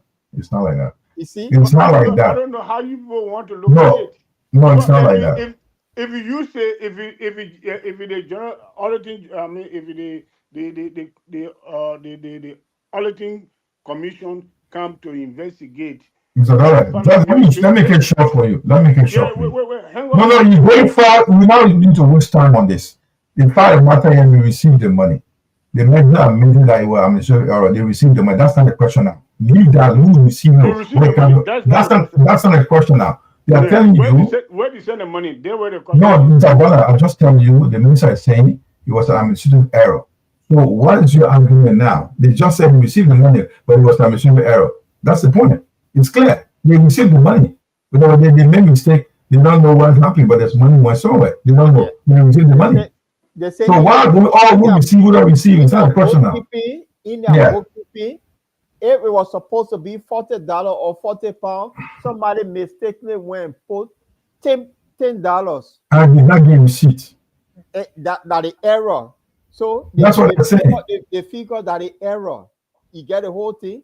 Yeah, I got it now. Like if I was written down £10 50p, then I just put the £10. I didn't put a dash in between. Then I put 50p. You know, it's just like a 10,000 or something like that over. That's the error. That's the error that the minister say happened, isn't it? Yeah, that's the error, administrative error. So that administrative error now, that's what I'm saying, is bookkeeping, because it's bookkeeping, not one man doing the work. So now they need to bring the other expert in that they call the LACC to actually investigate whether it's an administrative error. Yeah, obviously, the administrative errors stated by the minister need to be investigated to actually find out that actually whether it was in a typographical or whether the figure errors and why it was happening in that case need to be rectified and clear. Until then, the ministry need to be held responsible. So for now that 100 we're talking about, that 500, they say 2.8 million. Not small I money. know. I heard it. It's not a thousand issue. That little error, for 2.8 million, not small error. So that's what I'm saying. But it still requires investigation. It still requires verification. And what we're saying for now, he should be suspended until further investigation have been done on him. Yes, but the fact is that the government is administrative procedure. So the government are doing it. The government going for other people that have been brought on board for the same corrupt practice. That's what we're saying. This is a witch hunt. It's selective justice. You pick one and leave the other one out. This is where we are. You see? All right, then. Guys, thank you very much. Let's take a break quickly. We'll come back. We'll go to the last issue, the last topic tonight that has to do with our president, His Excellency Joseph Newman Boaka, is in the U.S. to attend 2 important meetings or conferences. So we'll hear your say. What do you think? Be with us. Don't go away. The Bottom Liberia. My name is Jima Kamara. Tonight in the studio with me is colleague Paul Delorge, Mr. Morris Yankuba Dole. We'll be with you in a couple of minutes and we will take you through.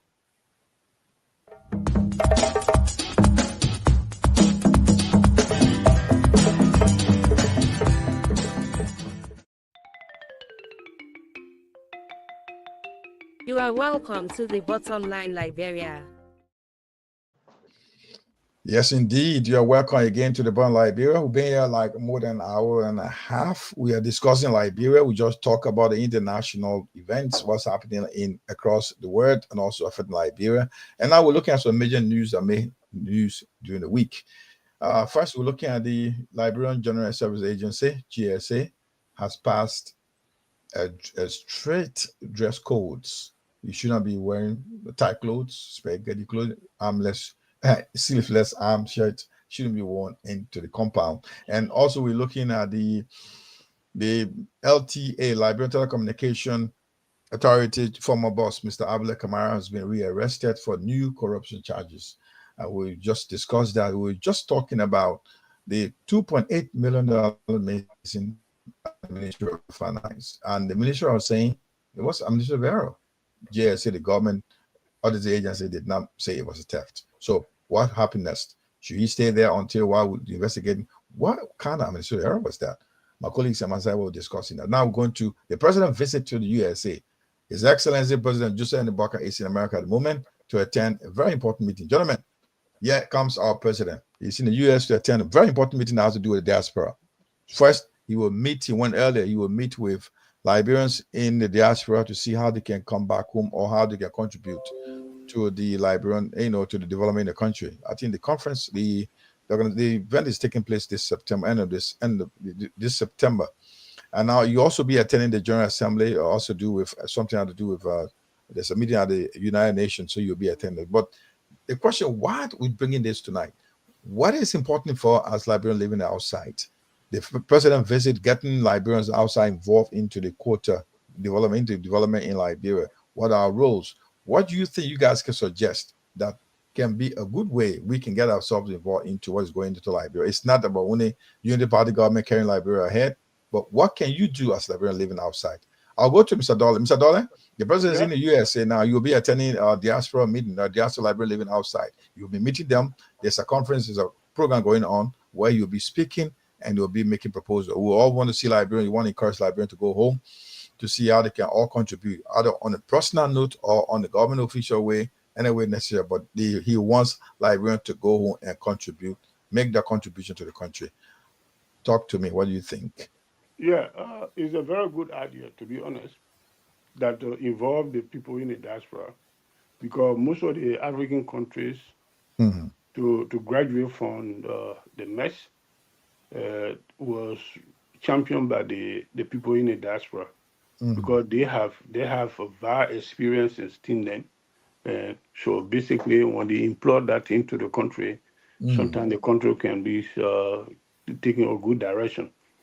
But my concern here is, what is in the agendas of this diaspora meeting? What is in the discussion between the president and the diaspora people? What is an agenda? And if I could be there, I could really advocate for the rights of the diaspora people to vote for their leaders, because if the Liberian people vote for bad leader, the consequences does not only limit to the people in the country, he can spread out all over to the people in the diaspora as well. Everybody can feel the weight. So if they can give the chance to Liberian in the diaspora to vote in these areas, like a presidential elections, representative election, or legislative election, or whatever, in their various embassies or a consulate office and things, then I think that will help us to think wisely, because people in the diaspora, no one can just carry one bag of rice to them and say, vote for me, and they will just easily vote for you. Many of them, because of financial capacity, and so they can think positively how to vote. So if that can be added in their conversation, it will be all right. Okay. Well, yeah, Mr. Dolly just said something that's quite interesting in attachment to addition to what we're going to talk about. Now, the president said the UN, they call it the UNA, the General Assembly meeting. He will be attending that, but he's early into the country, like Mr. Dollar was saying earlier. He left. He went to meet this another. That is going to coincide with Liberia in the US. It's an organization to encourage Liberian people. So I was talking about voting rights for Liberia in the diaspora. That could be another point of discussion. Well, you tell me, if you were to be in that meeting, what would you tell the president? Well, thank you, Jamal. I would tell the president to govern well and to make the country safe for people to return and do better things, because sometimes security issue in Liberia is scary. If no security, you cannot encourage people to go back. I would tell him, with the crisis of the youth that taking drugs, it's a huge security matter. What is he doing? Because that alone is a challenge for any nation, where you have over 60% of the youth, majority of them on drugs. That security issue, that would be the first thing that he have to address first before he look at the people in the diaspora. And when it's diaspora, I wouldn't say this is the diaspora meeting, because he should say addressing Liberians that live in America. I mean, that made a hell of a lot of sense, because if you want to host a diaspora meeting, people not around the world, a lot of people cannot travel to America. So why don't you call a forum in Liberia, invite Liberians home where everybody can have access and then talk on this then instead of going to America that people cannot even get visa to go to. So he might be hosting the Liberian community that live in America. That's how I see about the issue of security should be number one on their list. Now, Padre struck a point here about people Voter also rights. like Yeah. should vote. That is something that we all been calling for. But this particular president, I don't think he will champion that because it's not part of it. If he championed this, I would say, well, now I will vote for him. But it's not in there. They won't champion it. While I'm saying this, if they're going to do something better, they should now start cleaning all the voter registration, all the voting, how they call it, the how they call it, the National Election Commission. That need to be cleaned up first. They need to revamp the whole thing. Because if you talk about people in the diaspora, the first thing they'll say they don't have money. It becomes complicated. So security will be my number one thing to him. That they need to sort all the young people that are on drugs because it's a huge security risk to every Liberian that go home. Right. Just to reconfirm, you said that the president will be going to the U.S. for two. You had two missions. First, you'll be addressing the general preliminary. You'll be addressing the United Nations. What do you say again? Yeah, you'll be addressing the General Assembly, the plenary of the United Nations General Assembly. You'll be speaking on that too. We'll be seeing live on some. If it goes live, we'll also try to have it live. Apart from that, the key thing they mentioned in this information press release from the ministry, from the executive mansion, the state seat of the president, say that this is what he said. Kim, this is a press release. The president Barker emphasized like what he said here. Let just want to read what it was say here. Okay, while the president is in the United States, this I'm reading the press release from the executive mansion, the seat of the president. Came from the press secretary, Anthony Kula Bona Nye Fofana. This is what she wrote. She said, the president will join her. No, he said what's it say? Okay. Yeah. He said why the president in the United States, President Barker, will convene and participate in a Liberian National Diaspora Conference, Liberian National Diaspora Conference in the USA, which seeks to strengthen engagement between Liberian and its diaspora community, promote investment opportunities, mobilize support for national development priorities. So you said something. Is there something they all like? Is it because of the large number of Liberians in the U.S.? This is why they have they're having these national Liberian National Diaspora Conference in the USA. And you see, Francis Mensah will have been here to ask him. He's the president of the umbrella organization in Europe. He's not in our meeting. And we talk about Liberian diaspora, like we are Liberians in Europe. Europe is a different continent, and we got USA. So he's not in our meeting. Just giving the USA. So he was not. Whether he was invited, probably he would have commented on why he's not there because he's the face of Liberians in Europe and key other Liberians that are here, business people that are also Liberians, business, other Liberian, other things. I don't think I've heard there was much of a news about it.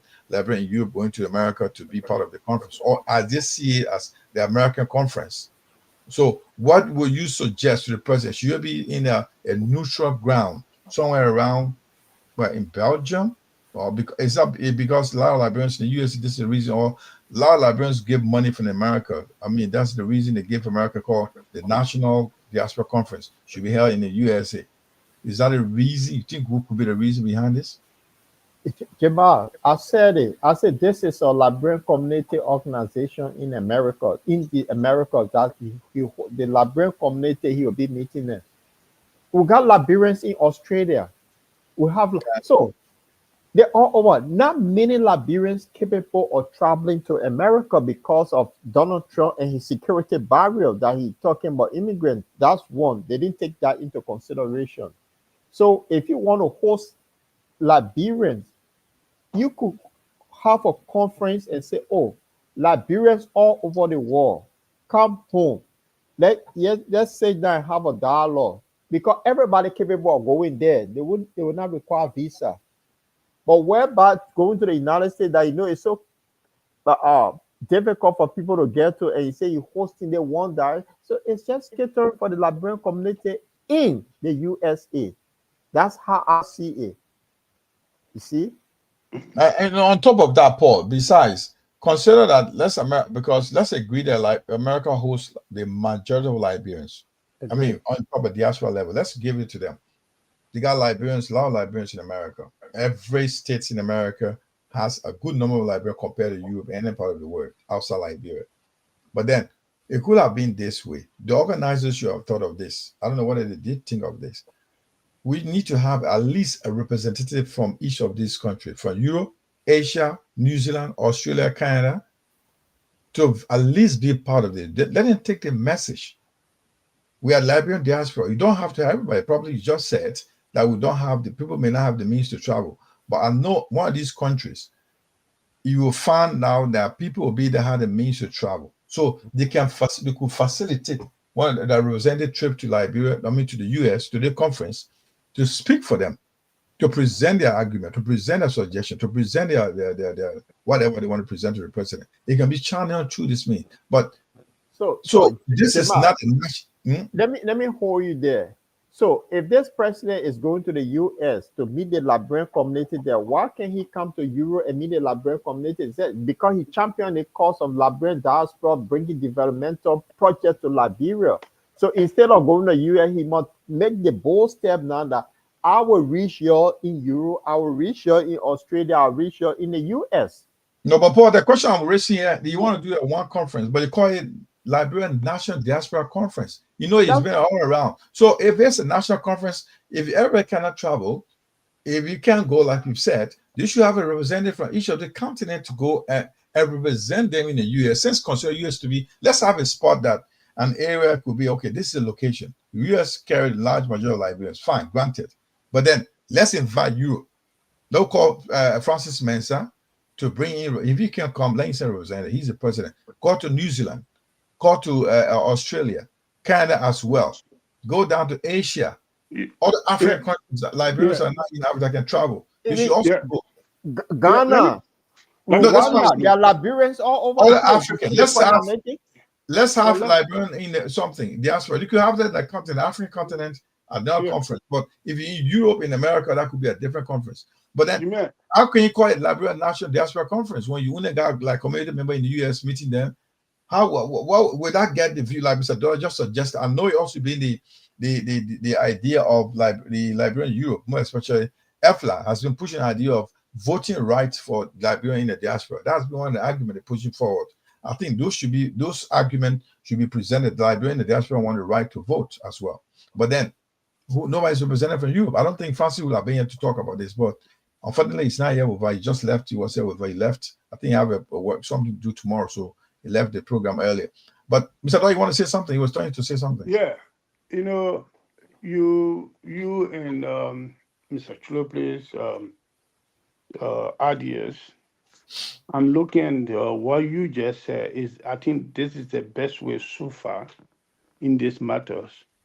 Representation. Even the old men come to Europe, like what Paul said, every Liberian will not be able to attend. But the head of the Liberian communities in Europe, if he can be invited, he will take a message from various chapters, coordinators from different countries to him to take the message to that program. That will be at least unified in this kind of discussion. But I don't know why. Francis, you need to ask Francis, because Francis is the head of our community in Europe. And you need to answer this question to us, to tell us, whether he was invited or he was neglected. So he need to tell us that. So you, Jimmy, you and him working together, please relate this message to him. We want to hear that clarity from him. So he need to tell us, because you saw the contents of this topic tonight, and he should have been here. But anyway, because everybody have to do a piece of job, so nobody can blame him for that. But you try to make sure that you ask him to tell us why he's not here. Or no, don't forget about why he's not here. But why he was not invited by the people and this and that, he need to do that credit to you so you can relate it back to us. But So Jamal, by right, Mr. Chilopi, 1 minute, by right, representation is most important in this kind of situation. Even in that seeing America, that not everybody, every Liberian, every state will come to that forum. But if they are organizer, they can ask every state to send 1 or 2 representatives into that forum because it's about Liberia. What Paul said that if he were there, he could focus on security. You see, good governing system bring good security in a nation. So the people in the diaspora, they are, I don't say the better than the people back home, but because of financial strength, they can think positively to select who to lead them. So if opportunity can be given to people in the diaspora to vote wisely for the better leaders of our country, we will have a good security. Security is now about putting huge number of uniform people on the street. It's about satisfaction. When people are satisfied, definitely people will be secure. That's All what I right. can say in this thing here. Jamal, Yes, sir. what I was saying, the reason why I say is the Liberian community in America, the Liberian community, that's the one he catering to. Now, if you say one diaspora, we have Liberians that live in the UK, not part of how they call it, the EU, Like Europe. in mainland Europe. So you have Liberians in Holland that have the Liberian Association in Holland. This is where the leaders in Europe, it should be publicized that we need representation of each of these countries. At least one, if the chair can go send one person. So you have delegate at least 5 or 10 people that go into that place. Not even one person, because a lot of Liberians will hear the message. So if you want this to happen, you have to publicize in a way that, oh, the city of King James, we want representation from there because we own our own. We want people from Australia because Australia, they get people, Liberian live in Melbourne, they got Liberian live in Sydney.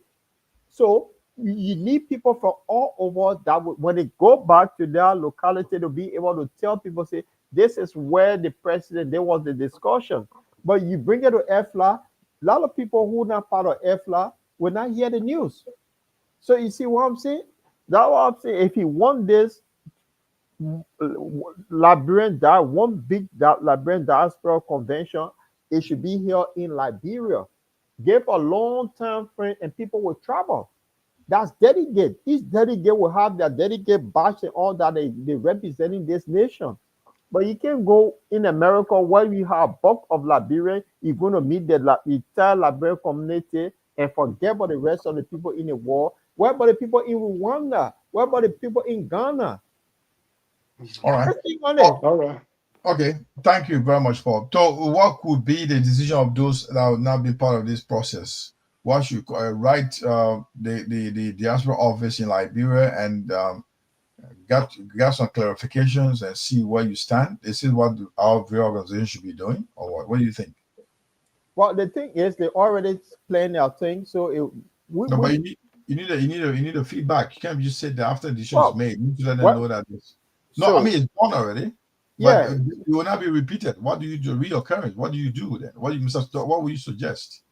But this is the thing. I don't know what to say because even the diaspora office in Liberia that's supposed to be communicating with everyone, they should take that list because XYZ were not represented. This for the information. Let us have access to that information. We not will be chasing the information.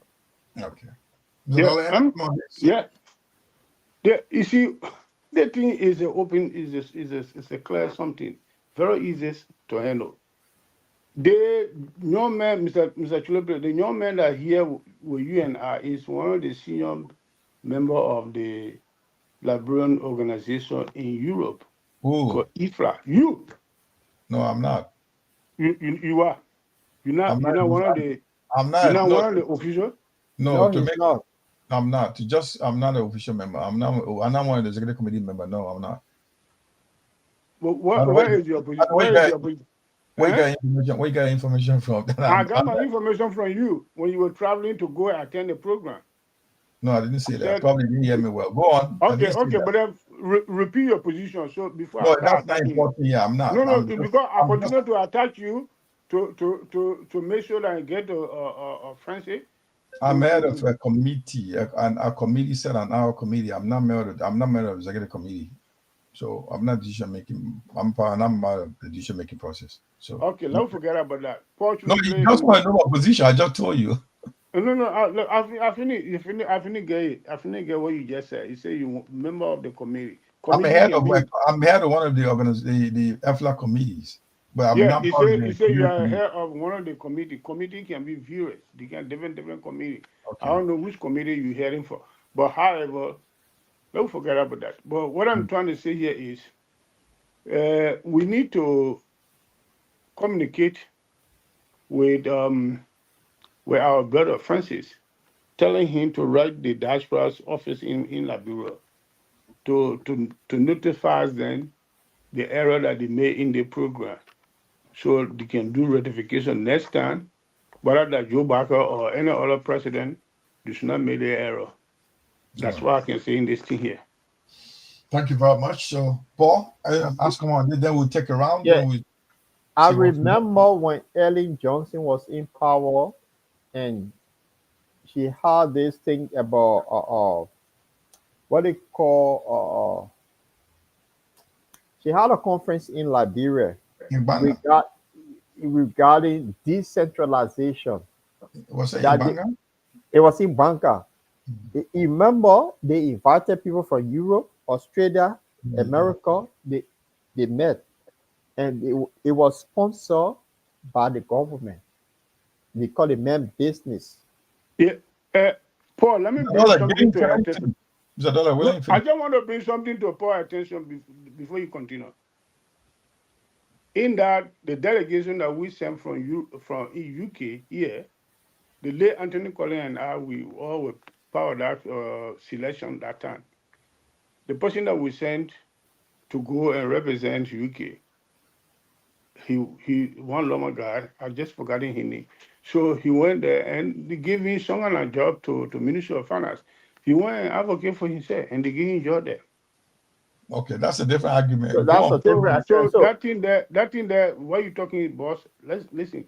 What you talking about? It's a good idea to select someone to go for the thing, but most cases, our people that we the community will put their hand on behind the person to say, okay, you go and represent us. Do some of them go and talk for themselves? all right, Okay. this one here, they said they want you Padoli, say you live in a diaspora, they want your expertise on something. What are you doing this business? They want you to invest in Liberia. Yeah. But you don't know what happened. So what Ellen did, she said, no, because we want to make a decision for the country and want diaspora involved. So we want all of you to come. They think about decentralization. What you think? And ideas were born there. They came up with a white paper, what the government should have done. So Joseph Barker is going to meet the Liberian community in America. I will not say the whole diaspora. He's just going to meet one group of people in America to carry out his function. So the best way for the future, they should invite people from all around the world to come to Liberia and ask each of these communities to send delegates so they can say, look, go back to your community and see if we have somebody who good at music because we're trying to promote music in Liberia. They must come home and do this. But you can't say that in America when you finish having her in Burka, then you go back and say, oh, you met the diaspora. Where about our brothers and sisters in Rwanda that can go there? Where will be that say? Where are our brothers and sisters in Ghana, Ivory Coast, Nigeria, that diaspora? So you need to facilitate the thing for people to come back because people coming from Nigeria, they bring in ideas. People coming from Rwanda, they bring in ideas. But you cannot go sit in America and say, oh, we have the national diaspora thing that people around the world not going to go to America. It's just only the Liberian community in America. And that's my point here. Yeah. Point of information in this matter. You see, what the president is saying is different thing from what he's doing on the ground. asking a Liberian to come to Liberia to contribute economically and wherever and stuff. Those that already established the guy business, he was hunting them because they are not member of the Unity Party, which is completely wrong. You're going to scare the other people because not everybody that going to leave from Europe or America to go and establish business in Liberia will be for Unity Party. Some will be sympathizer for different political parties. Yeah. Will you give them security? Thank you Because the very one much. that there is the evidence showing beyond Thank you. reasonable doubt. Thank you. We'll take a quick break. Come back. We'll go over, we'll recap what we've been talking about, and we'll be getting a takeaway from my colleagues on this platform. Don't go away. Stay with the Bottom Liberia. Through trials and tribulations, you have prevailed. The spirit is unbreakable, never derailed. With a rich heritage and culture and grace, Liberia, you are the land we embrace.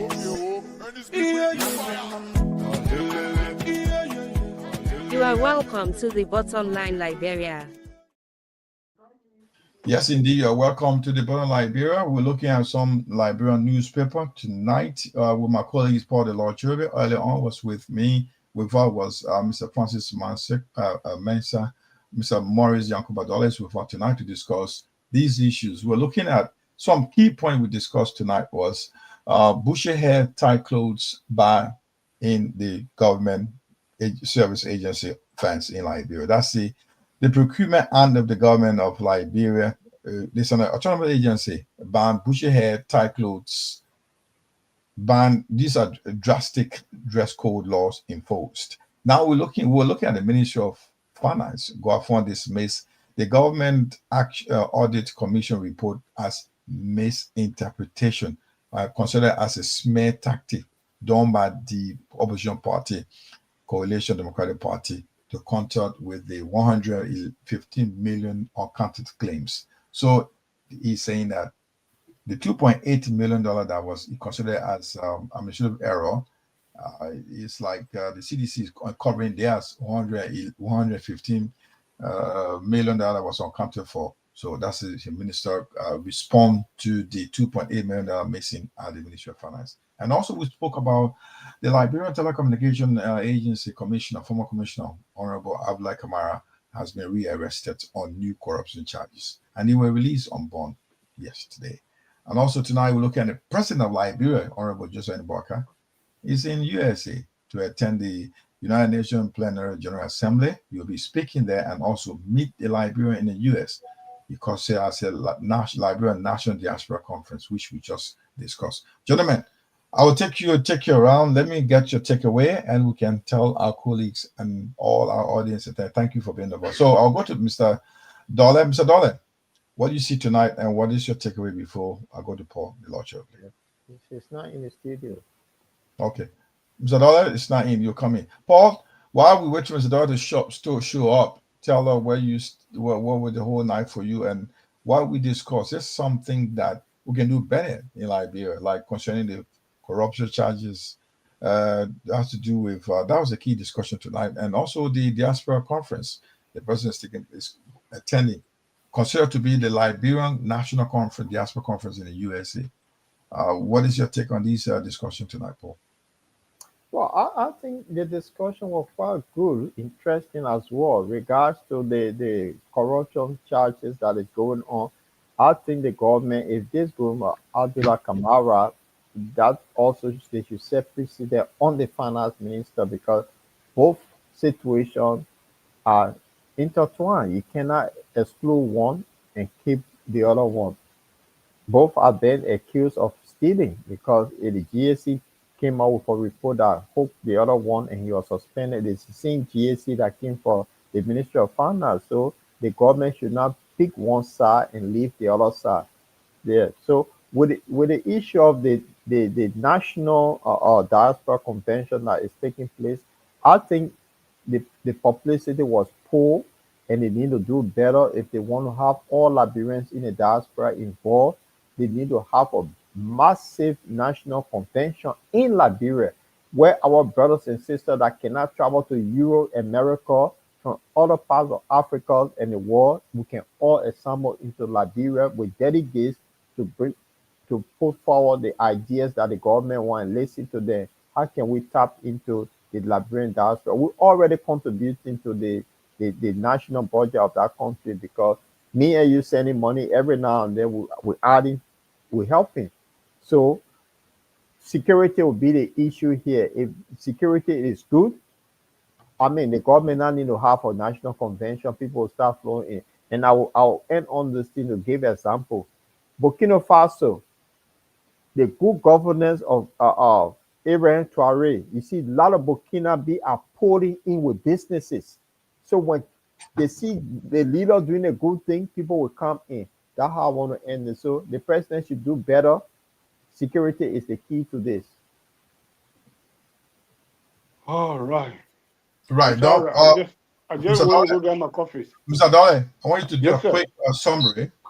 We just a quick summary. What will you see tonight? What we discussed? Just take you 2-3 minutes. Tell us what we think. We did topics what we discussed tonight. What would be your comment on them? And yeah, whatever. thank you very much.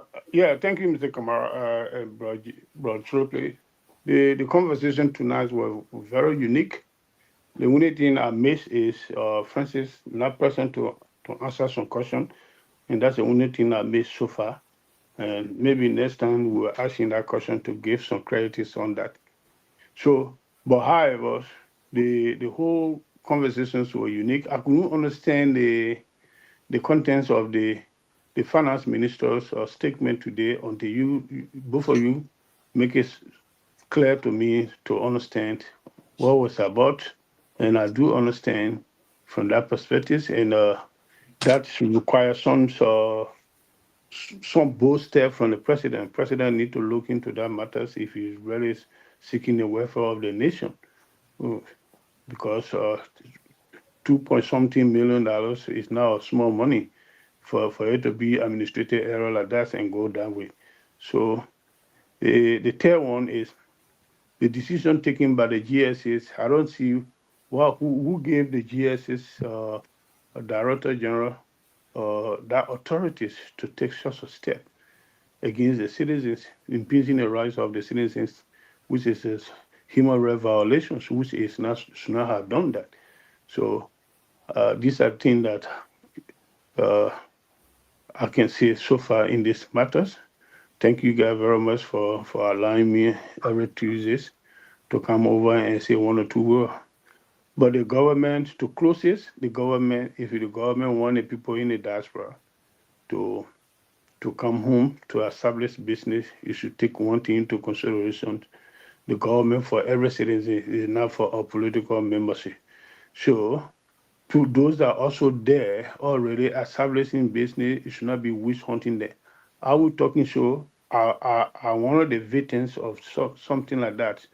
Because I was not supporting NPP government, I had the fourth biggest private security company those days. I was hunters to the fullest. So the government which hunt me to the extent that I can't able to describe it. Every month, Mr. Kamara and Mr. Slopley, I will compare to go to Ministry of Justice to submit the list of my employee to the Ministry of, to the national security agencies to present the list of my employee to them, let them verify it to know them. All this harassment were going on at the same time. My clients were giving notice to disengage with me, all the kind of stuff and things that broke my company down. So witch hunting from the government is not correct. Leave the citizens alone to run their business. That will alleviate some of the burden on the central government. But I don't know why they didn't see it to be that way. So that's all I can say in this matter. Thank you very much, Mr. Morris Yankuba Dole, and one of our co-hosts. Also, our colleague Francis is not here to give his takeaway. I want to say a big on behalf of the Borderline team. Linford Egongwe is not with us tonight, and he may be on the Friday, which I won't be around. I want to say a big thank you to all those who join us wherever you join us from the Borderline, from the YouTube, Facebook, and also from Jala TV in Liberia and across Europe, Africa, Asia, America. Thank you very much for being part of the bottom line.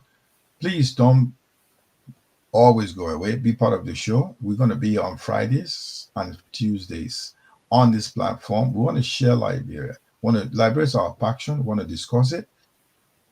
So we want you to be part of the show. Until then, once you have a lovely evening from UK, greeting from UK, Manchester, my name. Once again, Jamal Kamara, Paul the Lord Channel Play. I'm Mr. Dolan. I want to leave you with a bit of a Liberian song to wish you a pleasant evening. This is from Liberia. Yeah, the song that